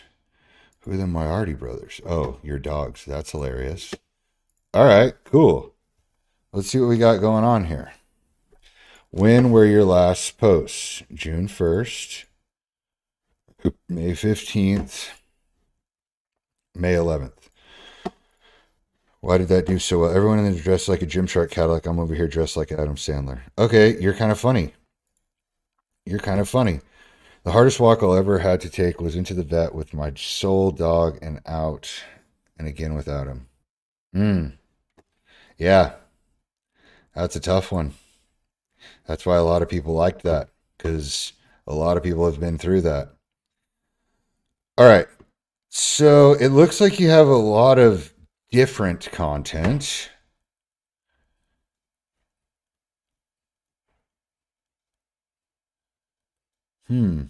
You're a basketball coach. That's cool. That was great. Those candid shots right there, amazing. Here's another one. My biggest flex is you out there on the court. Hell yeah. All right, that's some cool shit there. I don't know what your name is. T. TT. All right, and you have your own page for the dogs. So really, this has some good 783 posts. Holy crap! There's some good spirit here. There's good spirit, and the stuff that does well is the basketball stuff. That's at least that's what I'm seeing. That's the common theme: is you on the court doing your shit. That's the content we need to pursue. The dogs, you have your own profile for them. That's fine. Um, Text on screen with B-roll is working for you, and okay, it's kind of the only thing you do. But talking heads, green screens, remixes, sequence reels, day in the life reels, all the things that we teach in Instagram for Retards, right here. If you come through the classroom and you hit this 30-day content plan, I guarantee you will have at least 15,000 followers. What are you at? 12.6? Yeah. In 30 days to get you to 15K, it would be literally no problem. No problem at all. You do all of this, you get to 15K in less than 30 days. Easy. Easy. One day at a time. Literally one assignment at a time. Post it to look, Big Lou's already on it. Good job, dog. But yeah, post your homework to the community feed. Let me come through and grade it just like this every single day. And I promise you, your shit will be way better. You also need one picture of you. I don't know which one is you. I mean, I know this one's you, but you doing basketball stuff. This is the basketball page. This is the life page. This is the dog page. Okay, you could weave them in, but you gotta also be in it. Like this one. I think that's you in it or somebody. But yeah, like if you're gonna do the dog thing, you also gotta be in it. All right, who else we got? Vlad the Migrant. Oh, good. Yeah, you're already in the program. You were the one talking to. Oh, Trump. That's fucking hilarious. Vlad the Migrant from Romania living in Spain. We talked about you, dude. We literally just talked about you. Gosh darn it. I really just like this mouse. All right. Let's 38,000 followers. Let's look for. Oh, okay. We don't have very many reels. The best friend of an immigrant will always be other immigrant. That's actually funny because you misspelled that. Okay. Okay, we can stop doing these. My girlfriend has left me for another man. My girlfriend has left me for another man. Okay, so my girlfriend has left me for another man. That I think this is probably a series you might want to start doing, I'm guessing, but I would do it in some other way than just looking at the camera and speaking. Literally anything other than that, because this is what it's got you. Okay, this is what it's got you. You need to figure out what it is. Like, show me that you're poor. Show me that she left you. Tell me a story, a specific story of why she left. That's what you need. Day one of healing after my girlfriend has left me for another man because I was poor.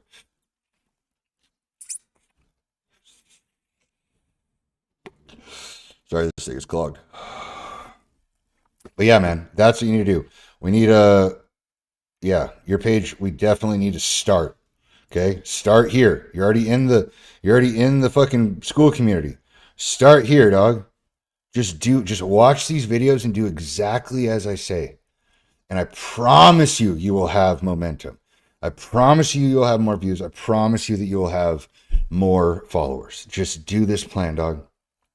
You might even make some fucking money. You might even make some money. Had it happen. Had it happen. All right, let's keep moving.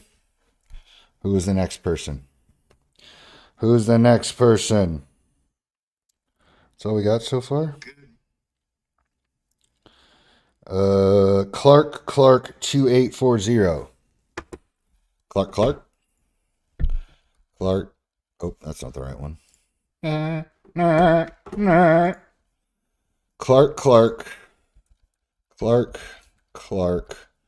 2840. I got nothing. Where you at, Clark? Did I put it in wrong? Oh, it's Clark Ethan 40. What are you talking about, dog? Clark Ethan 40. Clark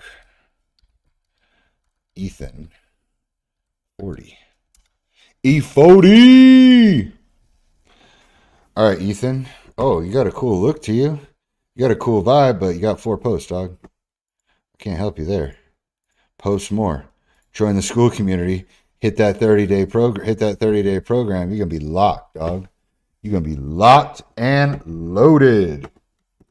All right. Well, while we wait for other people that want to get their shit critiqued, I'm gonna finish up a series, not a series, but a YouTube video I was watching that I was reacting to yesterday that I didn't get to finish. Think of the internet like a stage. About Lacey. One where We're every gonna watch day this. someone We're gonna watch this together because this kid's a fucking dog, and I want to learn about new him. steps into the spotlight. A lucky clip, a viral moment, you're there long enough just to be forgotten. But then came Lacey. One day you never heard of him. The next, he owned the f***ing stage.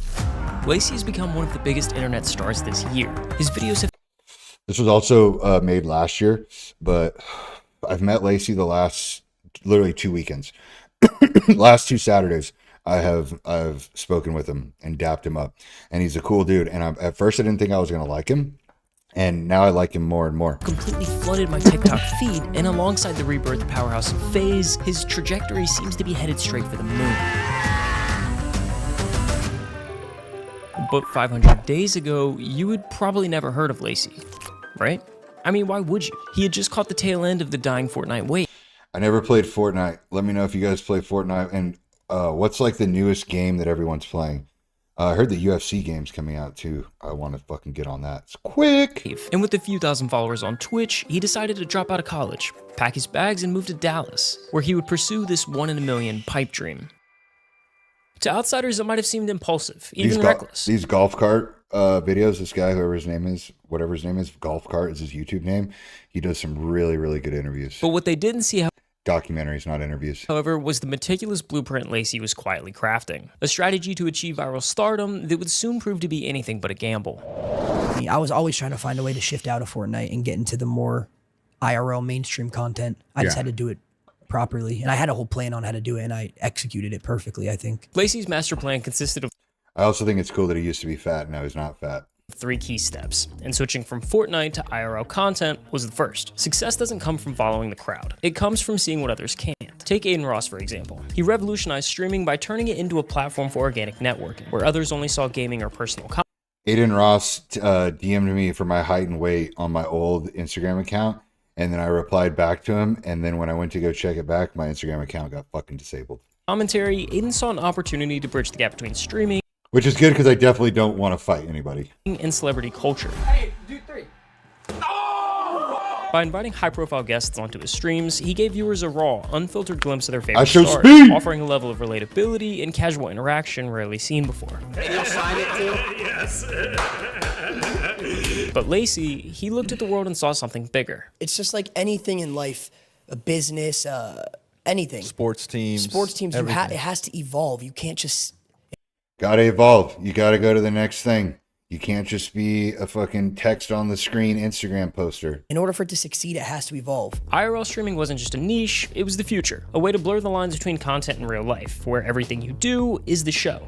No scripts, no edits. E-dates marked the beginning of the transition Lacey would take from Fortnite to IRL content. And right off the bat, E-dates were a hit. E-dates offered a fresh I didn't know about e-dates, but that would be hilarious to be a part of an e-date. experience that resonated deeply with casual viewers, who were drawn to the on-screen personalities and highly entertaining live interactions. All Stitch? right, let's get No, what was that guy's name? Stitch? The guy that is good at Madden? Is that his name, Stitch? the next person in here.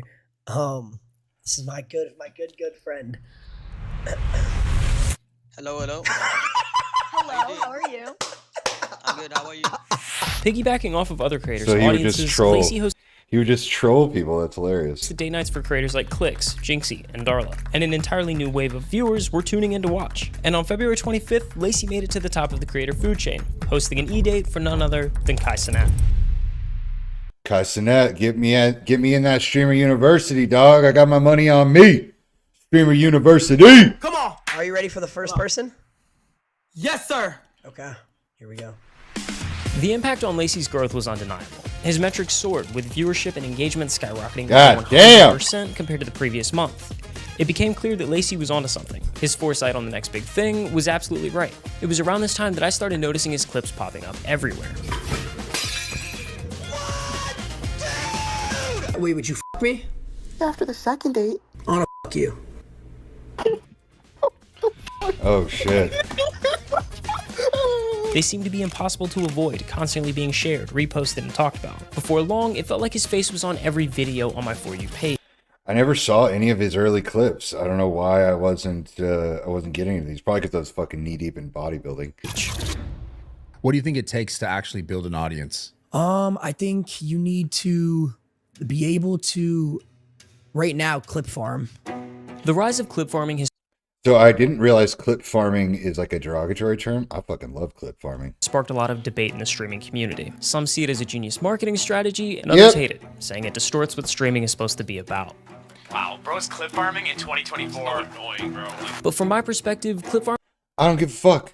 This is my life, dog. I can do whatever the fuck I want. We talked about that earlier during Dab and Devotional. seems to be less of a moral dilemma and more of a survival instinct. Think of it like the food chain. Eat or get eaten. In an ecosystem where attention is currency, if you're not creating viral moments, someone else is, and they're taking your audience with them.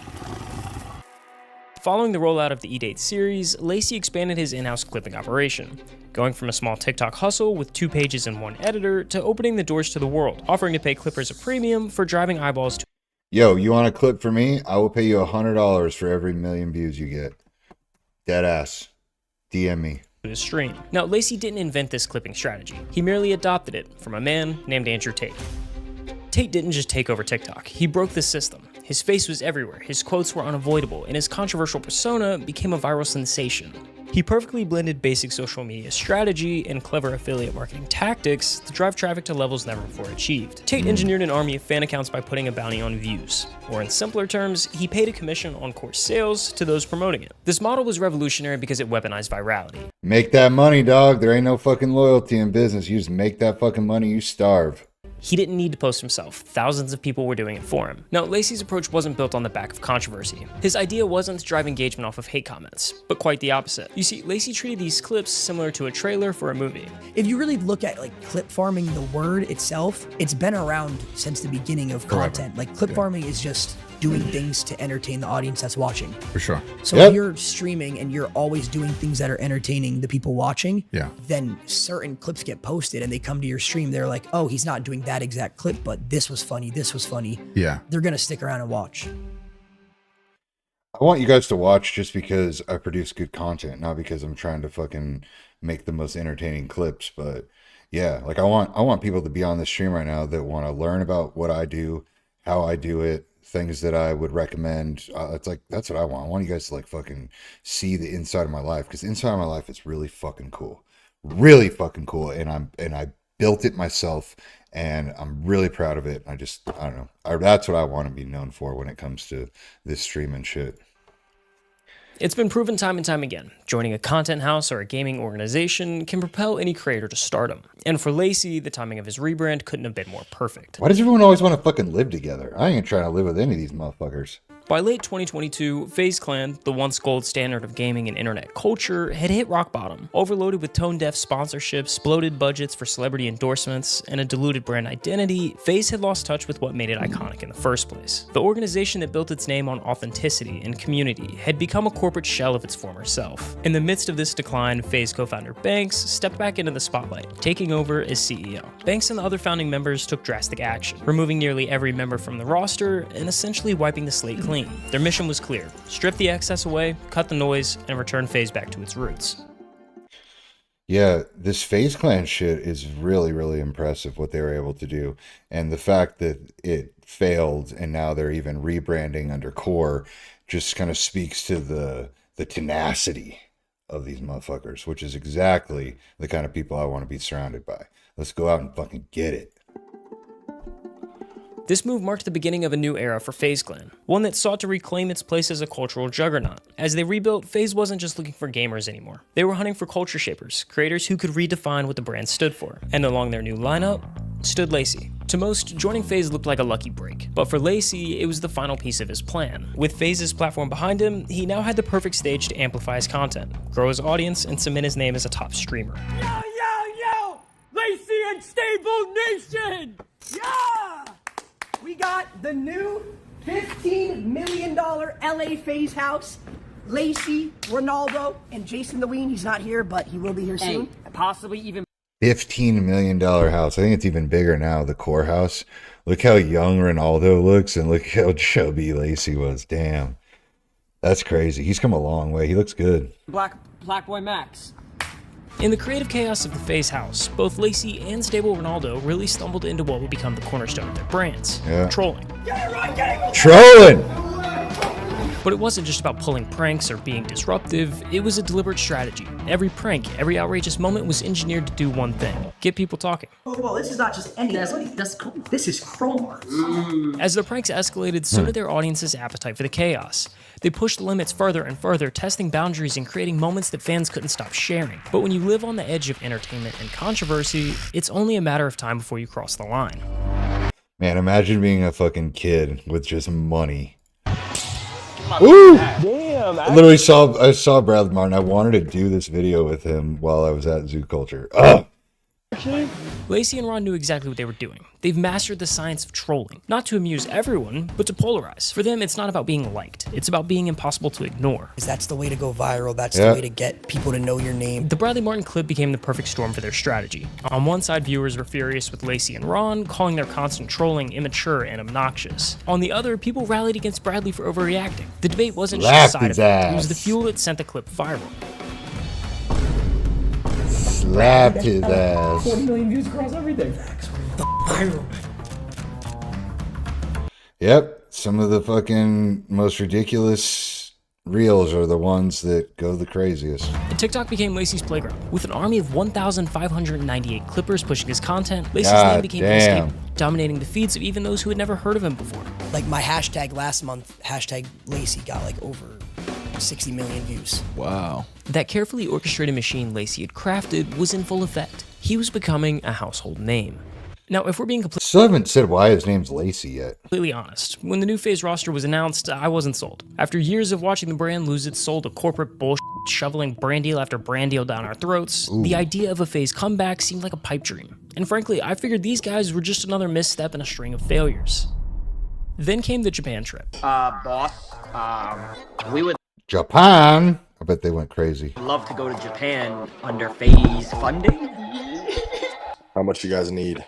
For the first time, I started to see what Banks must have seen in them. This group wasn't coasting on the name, they were building something new. Which one is Jason? The trip wasn't just a content goldmine of hilarious pranks and meme-worthy moments, it was proof that these guys had the chemistry, humor, and raw creativity to make FaZe phasing. And if you thought they were going to let this newfound momentum die out, you'd be clinically insane. Breaking news tonight. FaZe Clan just announced a 30-day group subathon. Let's go, 30 days straight. Starting September 1st. That's right, 30 days of continuous streaming with the FaZe Boys 24/7. I have to stream for 30 days straight. This wasn't just another live stream. FaZe rented out a $3.1 million mansion and transformed it into a content factory. Content factory. All right, Banks. Cameras rolled around the clock as the boys turned everyday moments into entertainment. Hey, fellas! I dropped the soap. Whoa. It was high risk, high reward, and the stakes were clear. Capture the internet's attention and prove to everyone that FaZe was back. The production value was higher than ever, with curated Man, I wish I would have watched this shit. This looks fucking awesome. events, high-profile guests, and the kind of chaos that only FaZe could deliver. Every member had a role, and every moment, planned or unplanned, was content gold.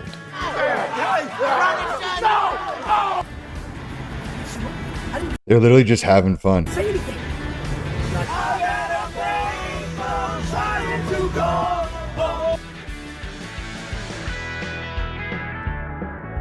Dang, this is crazy. How do they fucking come up with this shit? Before ChatGPT? Wow. So incredible to see you guys. Everybody, welcome to the first ever 2024 75,000 subs. FaZe Subathon Awards. Let's see who won what award. Let's get this show on the road, shall we? Yes, sir. Wanna go? Alright guys, we are reading the award for Best Individual Content, okay? And the winner is...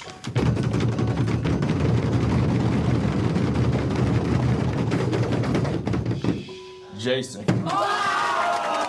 Jason. Come over here, man. Come over here, man. And the winner, Adapting Ron. Can we speed this up a bit? And the winner is Ron in WWE. That's deserved. And the award goes to Adapt. Damn. You might be cleaning house tonight. Winner is Adapt. Silky versus Max. Y'all got your awards. You got your awards. I think Silky is also Lacey. See how you feeling? Or not. I'm just asking. It's coming, Lacey. Y'all got beat, bro. Watch out. It's coming. It's coming. Best guest appearance. And the winner is... Just say Ronaldo and Corinna. Ronaldo. Categories. Ronaldo cleaning up. Most wholesome. Oh, there we go. Finally, Lacey. Oh my God. Let's go, Lacey. And the winner for the most wholesome for the FaZe Subathon, Jason. Dang, Lacey got skunked. Look at his face. Best girl content. Lacey. Hey. Wait. I'm just kidding. It's Jason. Damn, they're trolling him. They're trolling the chubby white guy. Tubby McGillis. That's what they used to call me in high school. Tubby McGillis. Definitely felt like that before. And the winner is Adapt Best Buy. Oh. All right, that was kind of a poor sport, but I think it was for the stream. Why'd you throw it? We have one award left. Come on, Lacey. And Mr. Ricky Banks. Get your ass up here, my boy. Banks. Banks We call this the Banks Award right here. The FaZe Subathon Golden Boy. It's going to go to Ronaldo. All right, Silky, I love you to death. You're the fucking GOAT. You're the nicest guy on and off camera, really. Thank you, man. Max and Jason have been the front runners for the Golden Boy back and forth. Ron, you fucking killed it this whole subathon. It's fucking insane. All of you guys have inspired me. I'm on the streams all day long, switching between everybody's streams. Honest to God, and I swear to God, this isn't rigged. Everything was fan voted. I texted, who was I talking to? I was talking to you guys yesterday about who's gonna win this. And no bullshit, the winner of this is Lacey. All right, he won the Golden Boy. That's pretty fucking good. Lacey was the first one out of all you guys to jump on board with this FaZe. We were the first one to sign. Personally, it's a little bit biased too because I do cycle through everybody's streams. But as far as clips, his laugh, like I'm a big Lacey fan. This nigga Lacey is one of the most genuine people I know. I always tell him this, most genuine people I know. If I ever just need someone, you know how you can talk to someone and then they'll just listen? Lacey's always that guy. Lacey never complains. Nobody out of you 6 guys gets They like him. on more by each other and your chat than this motherfucker. Rolls with, he lets the jokes roll off his shoulder every single time. Lacey, you feel me? He's real genuine with his shit. He's funny. He'll come in, just come help you. These are the guys you got to be careful about, though. These are the guys that have the darkness. On your content, loyals. And if they can slip. They can slip. You know, this shit gets me emotional for real because a lot of things people don't know. 2 years ago, I was in college. I worked Panera and Walmart. I had 2 jobs. I didn't even think streaming was a possibility. And then I started streaming and got hit up to join FaZe. And I met everybody here on this stage with me. Our bond has grown stronger than I ever thought I could have with people that aren't family. Like, genuinely, if you guys ever need anything, no matter what. Yeah, he seems like a genuine dude, man. You could be 30 with kids. You call me, I'm there no matter what. I genuinely have a love for every single person in this room. And this subathon was so much fun, and I love everybody. What are your guys' plans for the future? I mean, me personally, I'm just kind of living in the moment. Whatever happens, happens. Just going with the flow. Everything you want in life is downstream. Obviously, I'm going to keep streaming, doing IRL streams, planning content, just like trying to evolve my content. But yeah, I'm pretty much, I don't really have like... Yes, endurance. I am trying to stay consistent every day, 9 to noon. Set. Streaming! I mean, those are great dedicated. Make it happen. I'm planning right now. I'm just kind of doing it. Kind of doing it. Boom. Cool. All right. That was badass. Now we're about to do a Zoom call with my friend. Hold on. I got to get him the Zoom link, though. School. Calendar. Boom. Copy link. Send to Yaha. This guy's really cool. Ready when you are, bro. This guy Yaha, he's a cool dude. I like him a lot. He has an aura about him. We didn't leave Austin hanging, did we? No, he texted me this morning and said he had a meeting that was like running into the morning hype call. So he'll be back tomorrow. Get rid of that. Good. And he should show up right there. Yeah, no, we didn't leave him hanging. I really do like Austin. I wish you could have seen some of our morning hype calls when we were having the content retreat.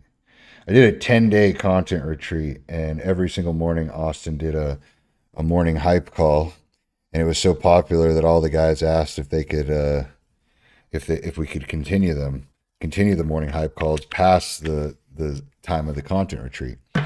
And he agreed to it, but now nobody from the content retreat comes to the hype calls. That's partly my bad, though. I need to remind them more. All right, let's see where Yaha is.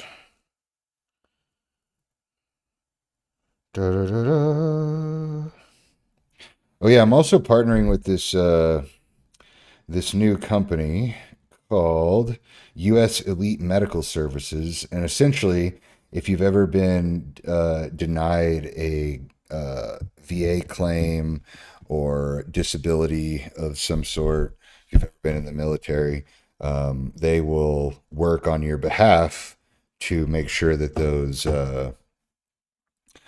to make those claims more likely to get approved. So they know all the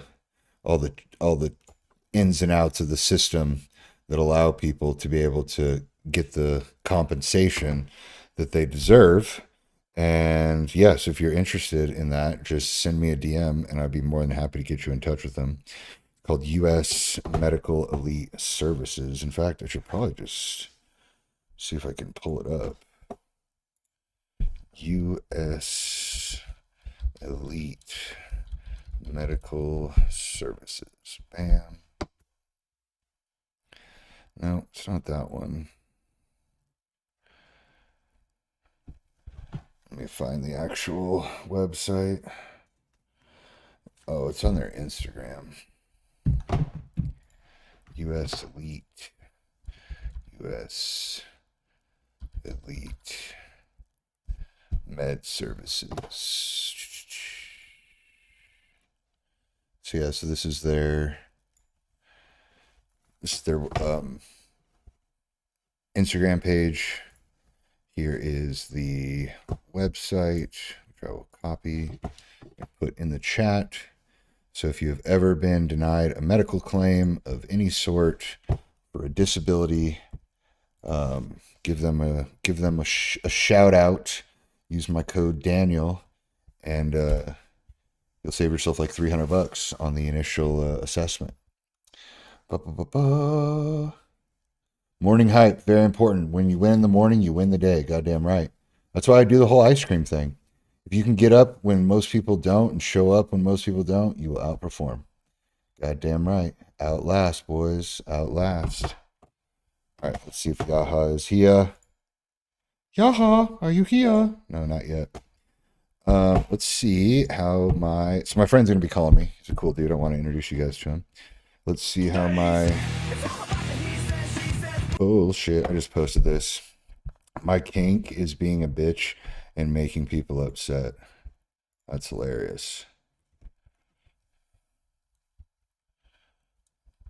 That just got me all hot and bothered. Boom. Please bring back Fuck Society. All right.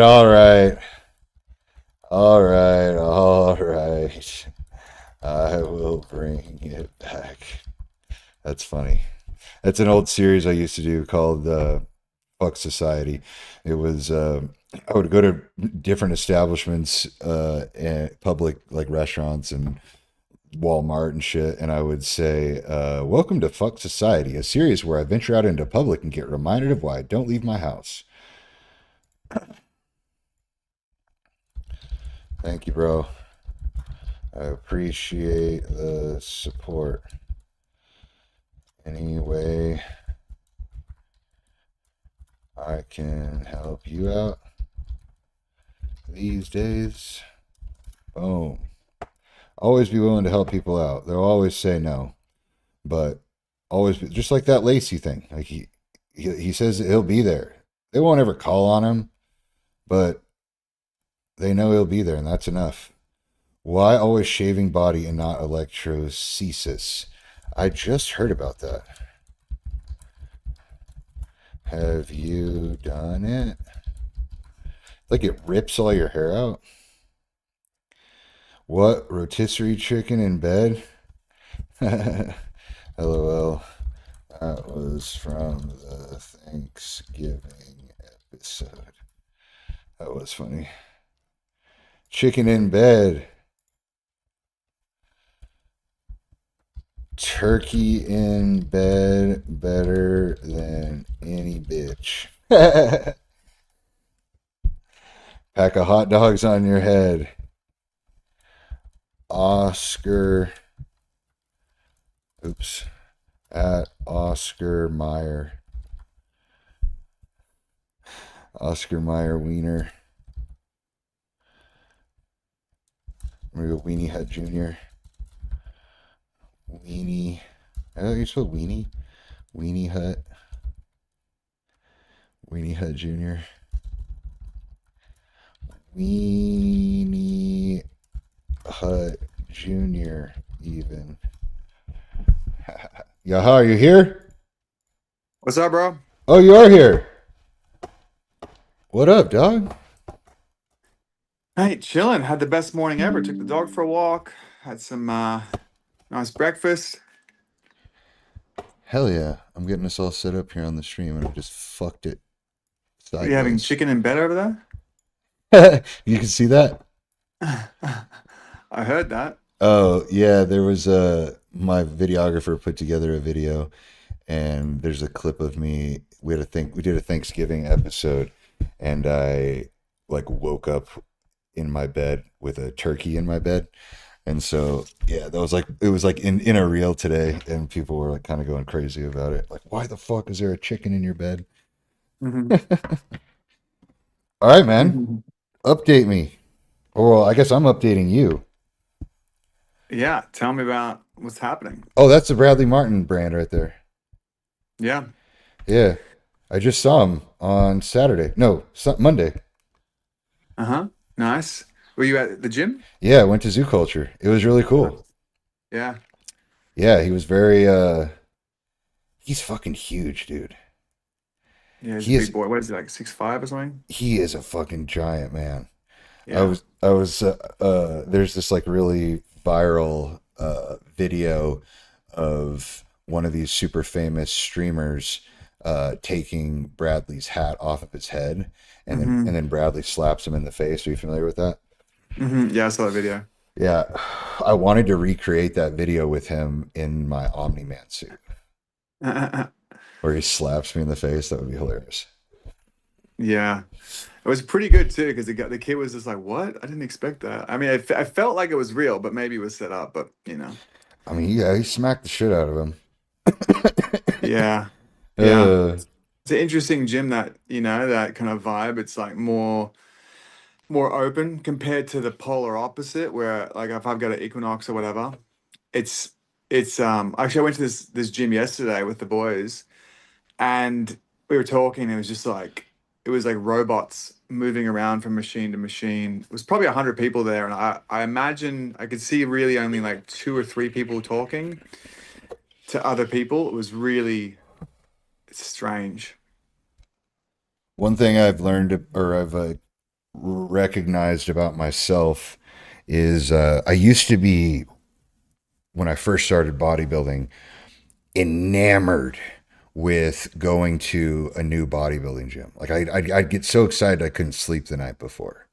And I would do these trips where I'd drive 3 hours to get to this bodybuilding gym and work out there and just have just like the best experience. And now, since bodybuilding is my job and not just a thing I'm obsessed with, what I find myself realizing is like I get to a new gym that I know is famous, like Zoo Culture. Never been before, the influencer gym in LA. And I walked in there and it just felt like I just felt like I was at work, just sitting at somebody else's desk today. Right. And so it's kind of fallen off. The joy of it's kind of gone away. Yeah. But I'm hoping that the streaming thing is going to bring that back, and I think it kind of did. You mean like the streaming aspect? So you'll be bodybuilding, but you'll be streaming as well, and that'll kind of add an element of fun. Right, because I'm going to have an audience of people that are going to want me to show them around this gym. So I'm excited about that. But yeah, it's been kind of a dry spell lately when it comes to gym excitement. But yeah, anyway, nice icebreaker. Yeah. I mean, we could talk about gym for hours, back in my Aussie days when I was like kind of bodybuilding-ish.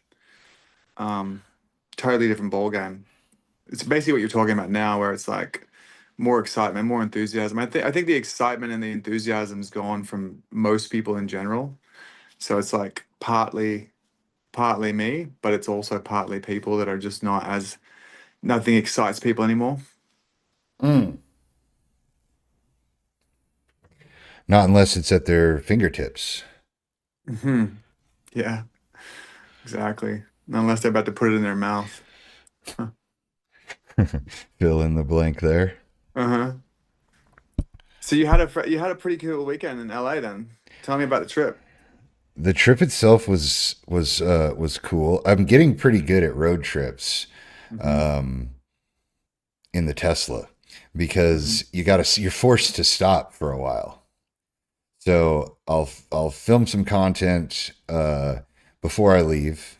I'll edit it on the drive to the first charger. I'll film more content at the charger, and then I'll edit that content as I'm driving back and or driving the rest of the trip. So I've actually started to enjoy the drive from LA and back because I've done it twice in 2 weeks. Mm-hmm. And then we got this really fucking awesome and cheap Airbnb in Koreatown. And when we got there, it was like 10 o'clock at night. And Koreatown's it was like on the border of Koreatown and fucking Mexico or some shit. But there was just, it was just not in the best area. I was like South Koreatown, like south of kind of like South Central area. Man, I don't know. The closest street I remember was a street called Pico, but it doesn't matter. Pico's not bad. Yeah, but Pico, that's right. Pico is like the border where it goes ghetto, like South LA. But there's some nice pockets, but obviously pretty different. And then north of Pico is, K-Town. Yeah, and so I went for a walk that night, and I was just like walking past like a bunch of like sidewalk restaurants and Coin Laundry and Boost Mobile, and I was like, holy shit, where the fuck am I? And then we get into the Airbnb, and the Airbnb was marked down 50%. $700 for 2 nights in this 5-bedroom house. And I'm looking at the pictures. I'm like, this looks good. But as I'm driving to the property, I'm like, what the fuck? So I pull in, but sure as shit, it's in the fucking ghetto. But that house was really fucking nice. And I really enjoyed my stay in there. So that was like a big time plus. And the air conditioning was fucking ice cold. And then yeah, the Streamer University went down, and it was neat. It was very much like American Idol, if you can remember back to that, where there's a zillion fucking people outside in line. There's people. How many people was that? You said like tons, right? Yeah. I mean, the whole college. It was on a college campus, and there was just like one whole section of the college campus that was just littered with people and barriers, and it was fucking crazy, man.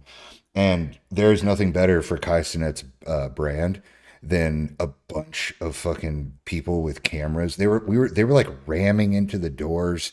It was insanity, but it was like super fun. Met a bunch of people, did a bunch of cool shit, and then as we're walking back, I told you last night, we run into Lacey. We run into Stable Ronaldo. We run into Marlon, who are all part of what is called the Core House. The Core stands for Create, Own, Run Everything, and they're making big moves. Right. So got to talk to those guys, and then the next day was the Zoo Culture thing, and then we jetted right back. But yeah, dude, the trip itself was really good. Did have. We talked about how I was in the back of my mind for a while now. I've been running a business. I've been running a business for the last 3 years that has been doing really, really well. And I'm really. And this is the social media business, right? Like this is relating to your social. Yeah. This is Instagram for Retards. I just spent a couple.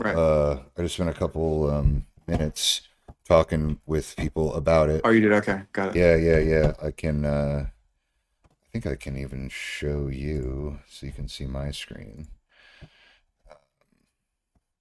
So this is my school community right here, and it's called Instagram for Retards because I literally created the course inside of it like it's for a bunch of retarded people. And so you just you literally just go through the lessons, day 1 through day 30, and you do the homework. You put the homework on the community feed. I come through and my other coaches come through and we grade it. See homework day 24, homework day 21, homework day 3. Right. And by the end of the 30 days, you're really fucking good at Instagram. Right. We also have live support calls where if you ever get confused or not sure about anything, you come through. Or if you want to learn about how to get brand deals and how to create a media kit and how to do UGC content, like we do all of that shit. We even have a TikTok shop class, which, man, You can make a fucking bag of money Mm-hmm. on TikTok Shop, dog. A Mm-hmm. fucking bag. And this chick right here, Alex. Oh, that's, you know her. You sent me the video. Yeah, yeah. She Yeah, was at yeah. one of my parties. I think she was hosting one of my parties back in the day. Yeah, so she is like one of the top creators on TikTok Shop and this, and she's like the pilot fucking creator for this new thing called TikTok Go, which is TikTok, basically a TikTok travel agency. So I paid her a crap ton of money to put together a course for us so that you can go from, and you only need 1,000 followers on TikTok to be um, eligible for TikTok Shop. So yeah, so we have this really fucking cool community, and I love it to death. And I've had other communities in the past. This is my AI community, and then this is my community that I had when I was doing the posing coaching thing. It's deactivated because I don't use it anymore. But yeah, so I'm really good at running these school communities. I have a good team behind me, but it is restricting when it comes to what I kind of want to do with my life.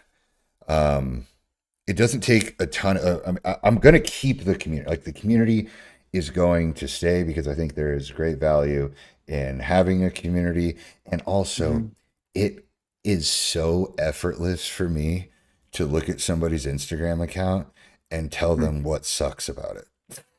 Right. It's so fucking easy, and they get so much value from it. But there's other things attached to the business, which are like our content retreats, which are very logistically heavy. Mm-hmm. We have also like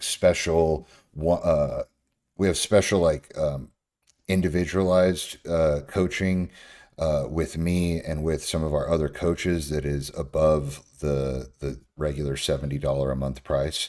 Mm-hmm. That again, having more of those one-on-one clients, although good and very profitable, you got to pay a lot more attention to them. Mm-hmm. You got to track all their metrics and data. You got to meet with them once a week.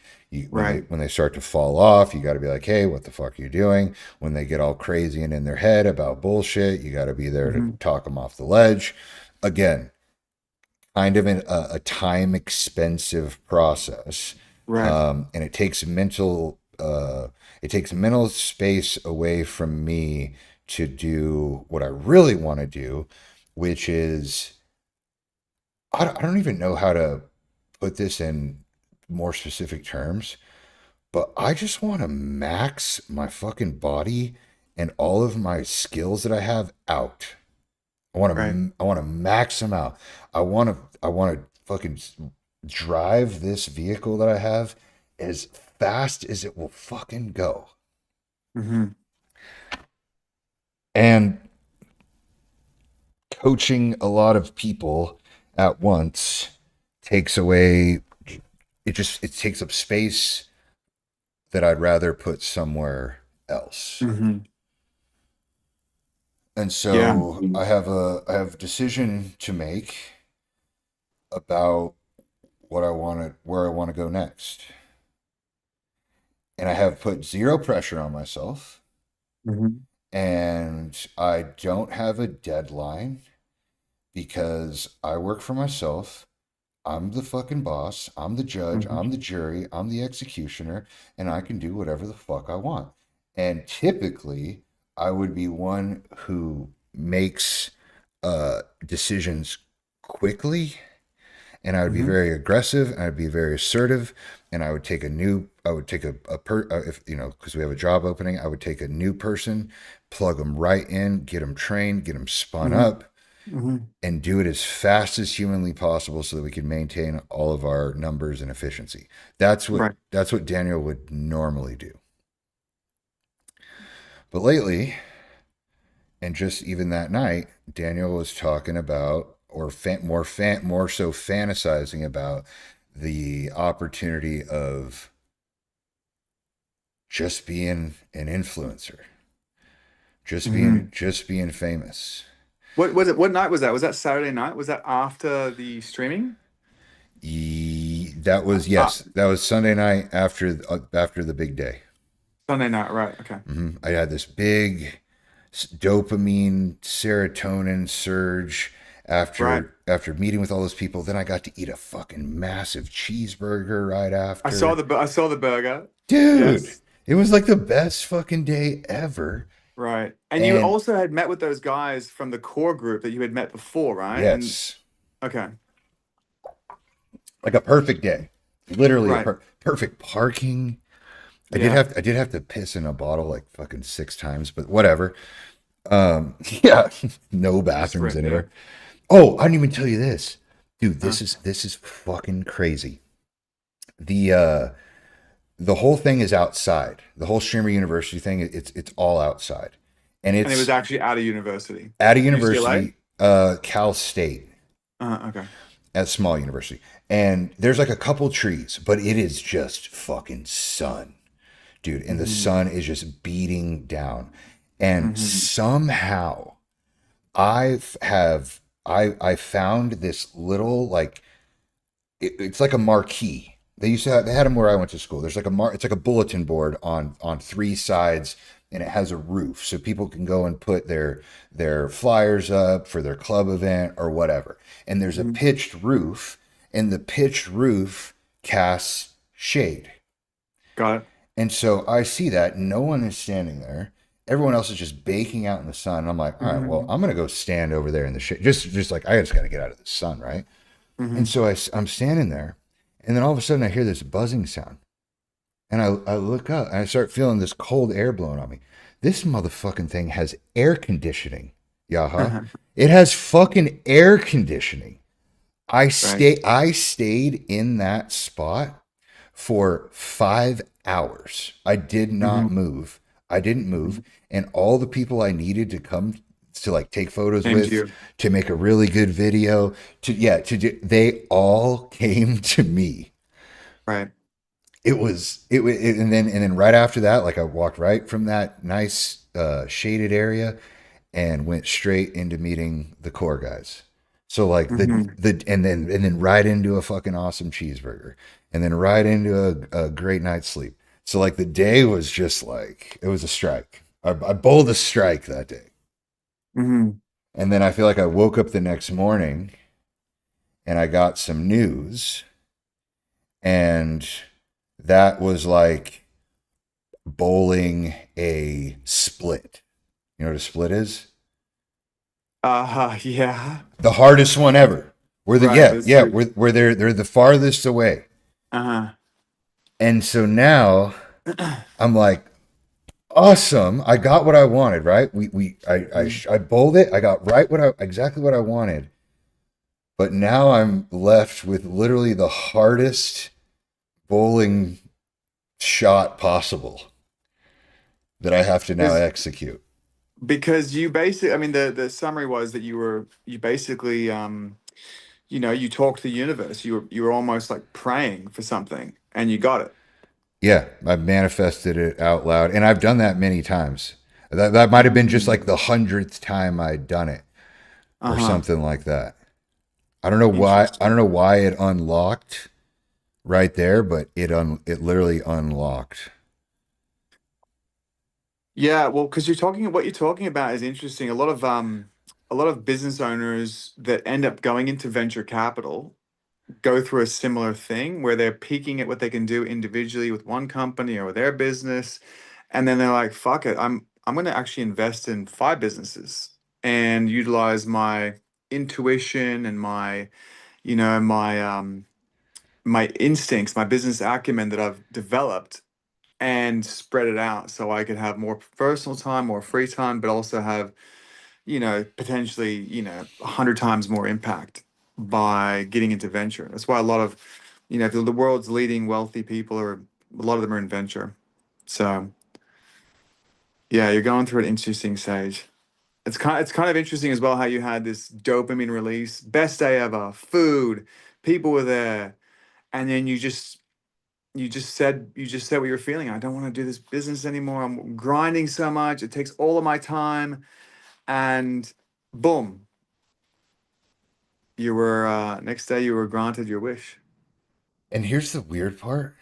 It's not that it even takes up because that it's actually not that. It's not even that it takes up all of my time. It's that I don't get excited Mm. about the work, which makes it linger until the very end of the day, Mm-hmm. which makes me stay up late, which gives me the perception that I'm spending so much time doing this, but essentially what I'm doing is I'm fucking kicking a can down the road and Right. waiting to do my homework the night before. And that is not a good example to Mm-hmm. follow. You don't want that guy in charge. Right. You don't want the guy that does the homework, fucking right before it's due to be in charge. Right. Yeah, the passion element to it. But Passion. you're going, I mean, have you been spiritual before, or have you ever prayed before intentionally? Yeah, Like, dude. I've done I have probably 3 to 4 different times in my life where I did a Christ commitment, mhm, and I was doing pretty good, and then I'd always trail off. And the thing that mhm, always trailed me off was women. mhm, Yeah, women would always be the thing that draws me off the path. mhm. And so now that I'm over 10 months clean from women, I feel like Yeah, that's a good way of putting it. yeah, yeah, yeah. I feel like I have a much more, I have access to like a different, watch, I've been reading this for this specific passage. I've been reading this every single day since May 24th. So Mhm, that's, I don't know, 3 weeks or something. So it says, bring me your mind for rest and renewal. Let me infuse my presence into your thoughts. As your mind stops racing, your body relaxes and you regain awareness of me. I think about when I'm in my cold plunge about that mhm. because like you Yeah, you can't fucking think of anything else when you're in that fucking freezing ass water. Like right. you gotta be in the room.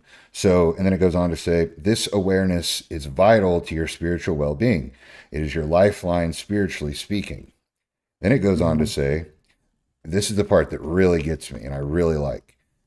There, and this is what I'm talking about when I say I have like access and when I can see things are unfolding right in front of me. mhm, There are actually more than 4 dimensions in this world where you live. In addition to the 3 dimensions of openness, oh shit. In addition to the 3 dimensions of space and the one of time, there's the dimension of openness to my presence. This dimension transcends the other dimensions, giving you glimpses of heaven while you still reside on earth.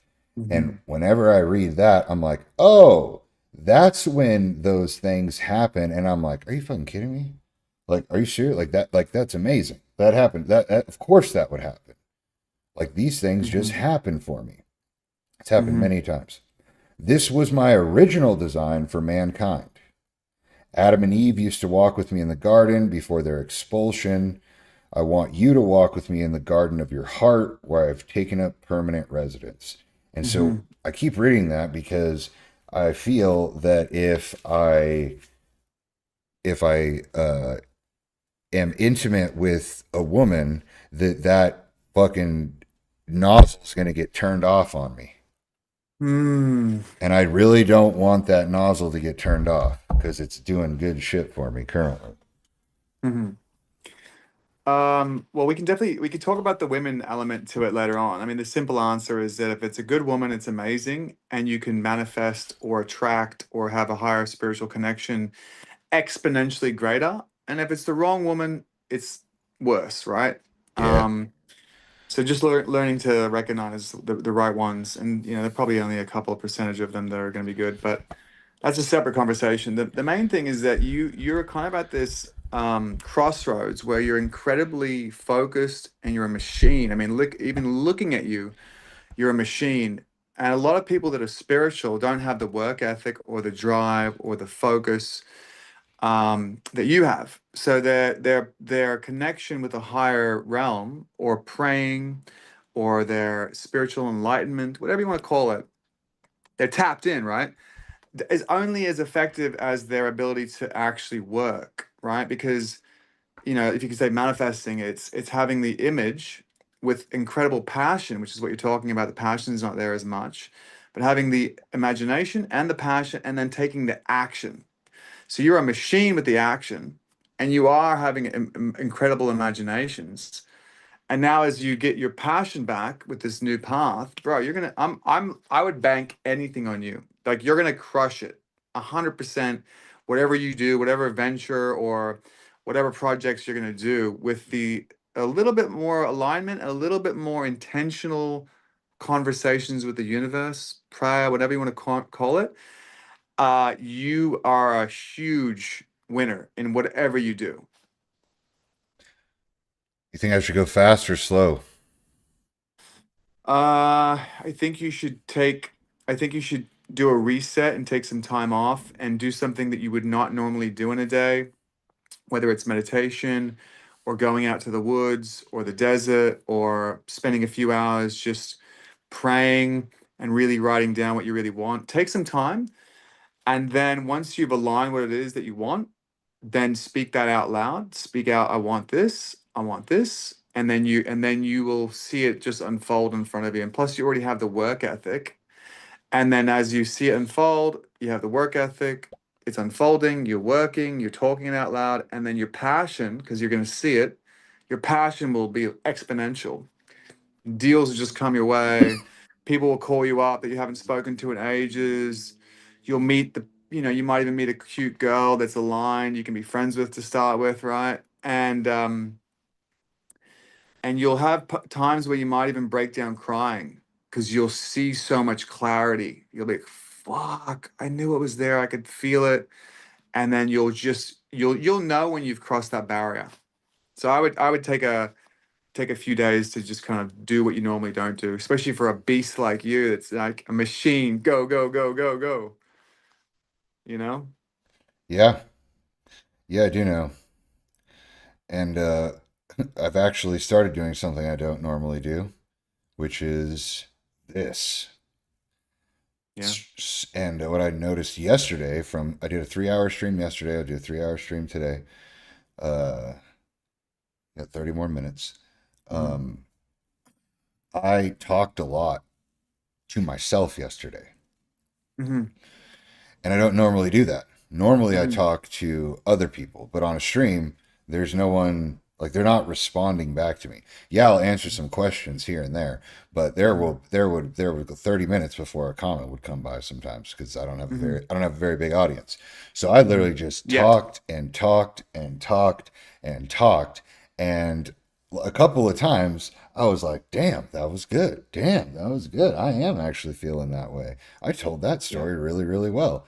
So I've been doing something a little bit different, and I think it's a good thing. The last time I had a good different thing was well, let me tell you the whole story because it was a bit of a no, it was good. It was good. It was good. With your daughter and with your ex? Yes. Yeah, I went up to go see my daughter in Washington. Um and there was a big nice cabin in the woods that I had rented for 10 days, and there's a lake, and it was just really cool. And on day three, unfortunately, my daughter and her mother had to go out of town, and it was actually just cheaper for me to stay at the cabin for the next week, the next 7 days, than to actually go back home. And so in that 7 days, I created the Instagram for Retards app, which you can download. And I got a lot of clarity on what I wanted to do as a content creator. Right. And that's also like right when my account got deleted too. So, Wow, so that happened all at the same time. Yeah.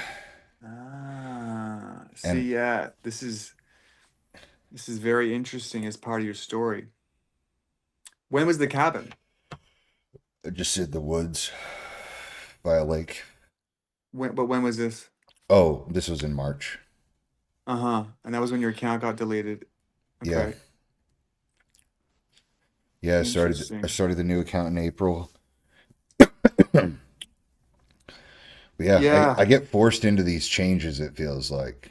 And it's like Yeah, it's a level up each time. it is. It's just a new level, and now I get dropped into this new level, and I'm like, oh fuck, I gotta figure out what Yeah. I gotta. Yeah, man. It's very common, actually. It's common practice for even a lot of people that are spiritually aware or not aware that like something happens that fucking shakes your world up. Sometimes it's extreme pleasure, and sometimes it's extreme pain Yeah, that will shock, quote unquote, shock you into the new level. So, yeah, I mean, you know, that's what had to happen when I got expelled from graduate school. Was I got shocked into, all right, motherfucker, now you got no degree hmm and no experience because you've been in the army for fucking 12 years. Good luck getting a job. Go figure it out. hmm And that's when I was like, oh, I know. I'll just teach people how to do the bodybuilding poses. yeah, And that's where that went. right. Yeah, I can see your next leap is going to be, infinitely greater spiritually and also materially. So I'm pretty excited to see how it unfolds. I'm curious to see what happens. Yeah, I think we're going to run it up. Yeah, I gotta yeah. feel, I've always felt, dude, I have always felt since I was a little kid that, like, I was gonna play this shit on easy mode. hmm Yeah, you have a good heart as well. And you've had some stuff probably I can't even imagine what you had during your military days. Yeah. But having a child is a big one, and coming from a place of compassion and generosity. Even one of my friends actually, he's making some money, he's doing okay for himself, but he was always tight with money. He said he was never really like trying to give away money, right? Um, and somebody asked him for money, and he just had this feeling. He was like, "Fuck it, I'm doing pretty good, and I'm always saying no, but I'm gonna give him this money." And so he gave his friend some money. And then the next day, because he's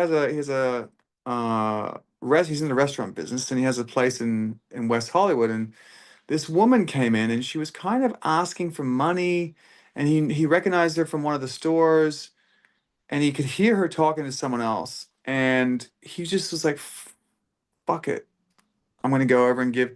And his old self, which is holding on, you know, um, he was just fighting that in his head. He's like, and partly he wanted to give it to her because it's a good thing to do, but partly he was like, holding on to it, right? And he just forced himself to just do what he normally doesn't do. And he just went out there and said, "Hey, look, overheard you talking. Here's some money." Gave her some money.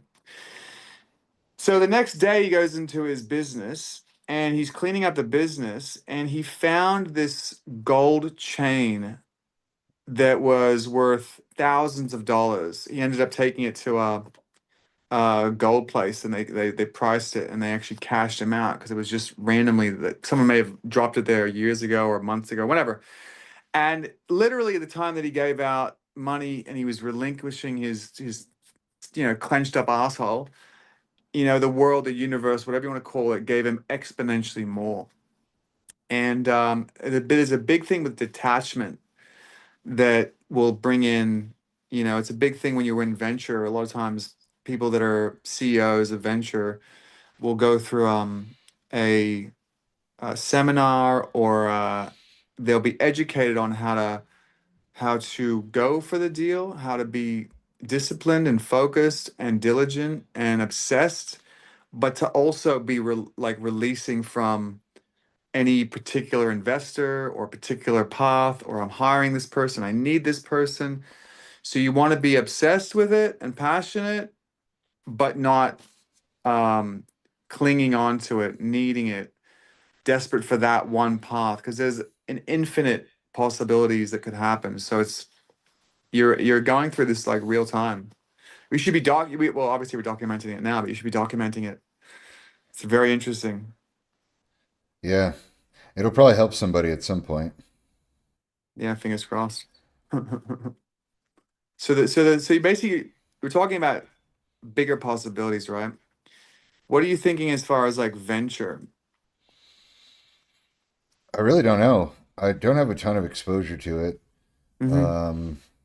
But I think with the right person, I could convince them to invest in a company that or an asset that I have uh, close contact with. Mm-hmm. Um, just because I've always been really good at recommending uh, things for people, and people Mm-hmm. come to me for recommendations quite frequently, and very rarely am I the person that I recommend to them. I usually recommend other people, Right. and I think that's uh, a kind of a skill. But yeah, I just got to get in the right room with the right people and have the right pitch and then hand it off to whoever does the fucking paperwork, because I am Mm-hmm. not doing paperwork. Trust Mm-hmm. me. You don't. It's not that I'm too good for paperwork. It's that I will fuck it up every which way from Sunday. I can't even do. I can't even follow a GPS. That's why I have the Tesla. I think I told you that. I get GPS anxiety when I drive cars because I literally cannot follow fucking directions on a map. Mm-hmm. Mm-hmm. But anyhow, yeah, Yeah. I'd like to be able to do that. I'd like to be able to. Uh, I don't know. I gotta go copy somebody. I gotta go just like I'm doing with the streamers. I had to go to Los Angeles. I had to go physically put myself in the same exact room as where all the streamers were. Look at all their fucking equipment. Mm-hmm. Watch some of their videos, and then get a nice warm feeling in my belly. Going, all right, I can do better than this shit. Mm-hmm. So that's what I need to do. I need to get into a room where venture things happen, and I need to watch everyone do the venture things, and then I need to probably watch some YouTube videos and talk to some people, and then I'm gonna go, all right, I could do that shit. Mm-hmm. And I could be the fucking the venture guy that he doesn't get the job done on the golf course like everyone else. He gets the job done in the weight room. Yeah. Yeah. Well, firstly, I mean, I think people trust you because you're a straight shooter. You're not like no bullshit. And so I trust you. I think the way I trust you is because believe what you're saying is true. Because, it doesn't seem like you give that much of a fuck, which is really a big, big element to not trying to like convince people to do something that's not good for them, Right? It's a big component. Not giving a fuck, huge. Um, and if you have a spiritual connection and you're a beast like work wise, and you get a little bit more passionate about it, then you're a killer. I'm sure anybody in venture would want you working with them, including myself. Because I'm a dog. I'm a dog, baby. Yeah, yeah. I could see us. I mean, God willing, I could see us, raising an infinite amount of money for the most impactful projects in the world and having the most fun doing it. You know, I want to be and then like Dan Bilzerian, but he doesn't bang any of the chicks. I saw him at the um, airport the other day, by the way. so it's interesting, right? You kind of Um, look like him. yeah, it's interesting. Well, it's funny because so you're having like these epiphanies, then you're meeting with this crew, the core crew, and a big premise of what, not just them or anybody specific, but a big premise of influencers. They're making money in various areas, right? And they get to a certain point where they're like, fuck, I've made a little bit of money now, but I still have to grind. So they're like, okay, where do I invest? And then you see the top level influencers like, Mr. Beast, the Sidemen. You're seeing, Marcy Ventures with Jay-Z. You're seeing Ashton Kutcher. You're seeing Logan and Jake Paul. Almost everybody at the top is going into venture capital, which is basically what you're thinking, right? And the big thing though in venture right now is that there's a lot of projects that were okay, but they weren't like home runs. And then there's a lot of other ones that are fucking home runs. So vetting the deal flow to make sure you have the home runs, or to try your best to make sure you have the home runs. And then I can literally see you raising an infinite amount of money and people calling you up like, oh yeah, I got this new project. Oh, we're acquiring this asset, this project. Oh, we're doing this thing, whatever it is. I can see it. I can really see it happening. So, your confidence to be able to be in the room with people and seeing, if I just touch on the last part you talked about was like your confidence to be able to go in a room and pitch and get money and close the deal. In the past with bodybuilding, in the past with the military, and then bodybuilding and posing, and now with your school, right, for social media, and then being exposed to these streamers and seeing what they're doing. I'm gonna try and we can work on cutting that learning curve to almost nothing. So basically, one little bit of exposure, and your belief is 100 already. Because venture is an interesting one. There's not really any particular skill set. It's just knowing what projects that you have that your investors are putting money into, knowing those projects, being excited about them, believing in them, and then just people that you meet that have money that want to invest. Oh yeah, this is, and just basically not even selling them, just telling them what the projects are, and if they want to be involved, you'll have your team reach out. It's literally as simple as that. And that's why the wealthiest families in the world have big family offices, and they're in venture. They know how to intuitively pick the CEOs, the founders that are winners, which is really simple. You're just picking someone that you can look them in the eye and you can see, do they have the ability to adapt? Do they have a big ego? And do they have a base level of skill and a base level of intuition in them? And they're the winners, you know? So it's exciting times. Yeah. That sounds like exactly what I want to do. And I had a little vision of me like being the. We could like I don't know how secretive you have to be in this space, but when I start getting 50,000 people watching this fucking stream, we can talk about all the companies we want, and we can direct buying habits. We can influence all that shit.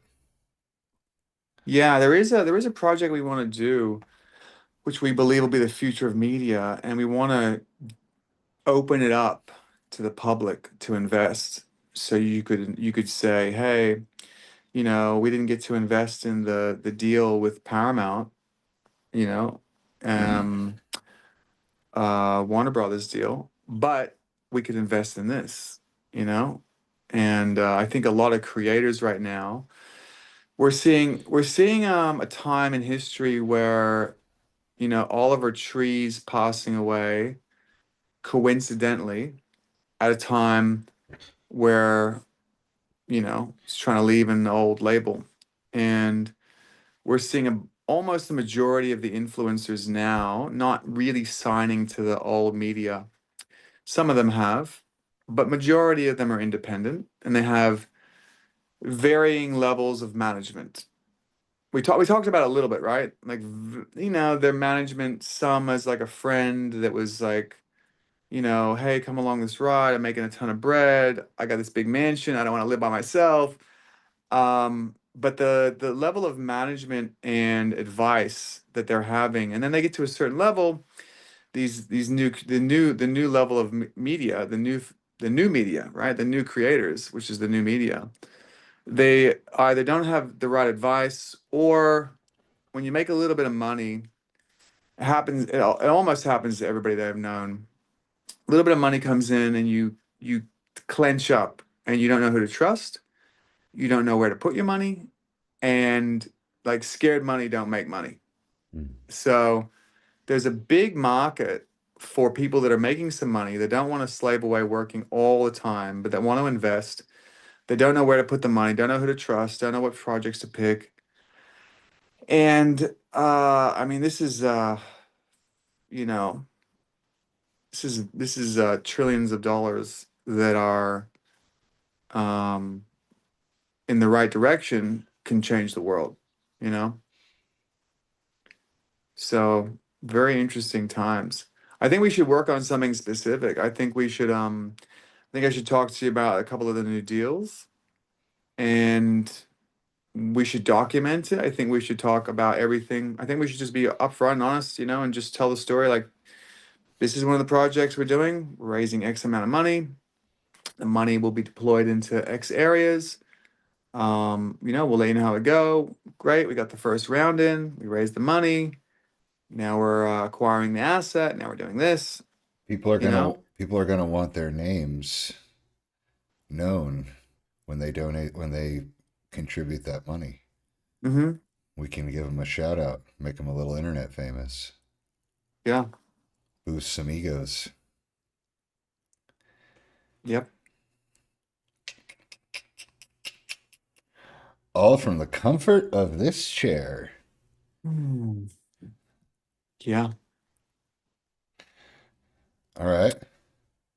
Well, So what's your movements now for the next week or so? I got to get a surgery tomorrow on my head. Yeah, it's just like a little cyst removal. But the last Okay. time I had it removed, it hurt like a motherfucker. Like I had the worst fucking headache for like 3 days. So I might be actually out of commission uh over the next 48 hours Mm-hmm. to 72 hours. But I mean, Okay. I can still like be on my phone and shit. It's just like a fucking massive headache. And I'll probably be kind of an asshole to talk to. Mm-hmm. I can almost guarantee that. Mm-hmm. But then after that, I am locking in on this streaming, of consistently streaming. I'm doing Mm-hmm. every single day, 9 to noon. Every Got you. single day, headache or not, 9 to noon. Mm-hmm. And then I got 4.5 weeks to my bodybuilding contest. So Ooh. yeah, I'm gonna need to keep the travel to a minimum and be. It's not that I have to be focused on the show. I don't know why people fucking say that. What you have to do is you have to be a lot more uh, efficient with your energy. Mm-hmm. And I have to be very selective of where I place it. And so if I'm running around or traveling or sleeping in Airbnbs, like that all comes at a metabolic cost. Mm-hmm. So if I want to perform well at the show, I need to keep my routine as light and consistent as possible. So, but after July 25th, that's the show, then I can ramp travel and stuff back up, and then my next show after that is September 18th. Now, that Mm-hmm. is all dependent on the Streamer University thing.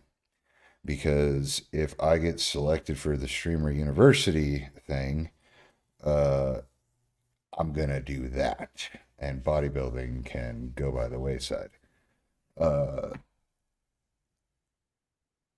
I also have Mm-hmm. another conflict that could potentially have to be something I navigate, which I really hope I don't have to. But the Streamer University dates have yet to be announced. Obviously, the applicants have yet to be chosen.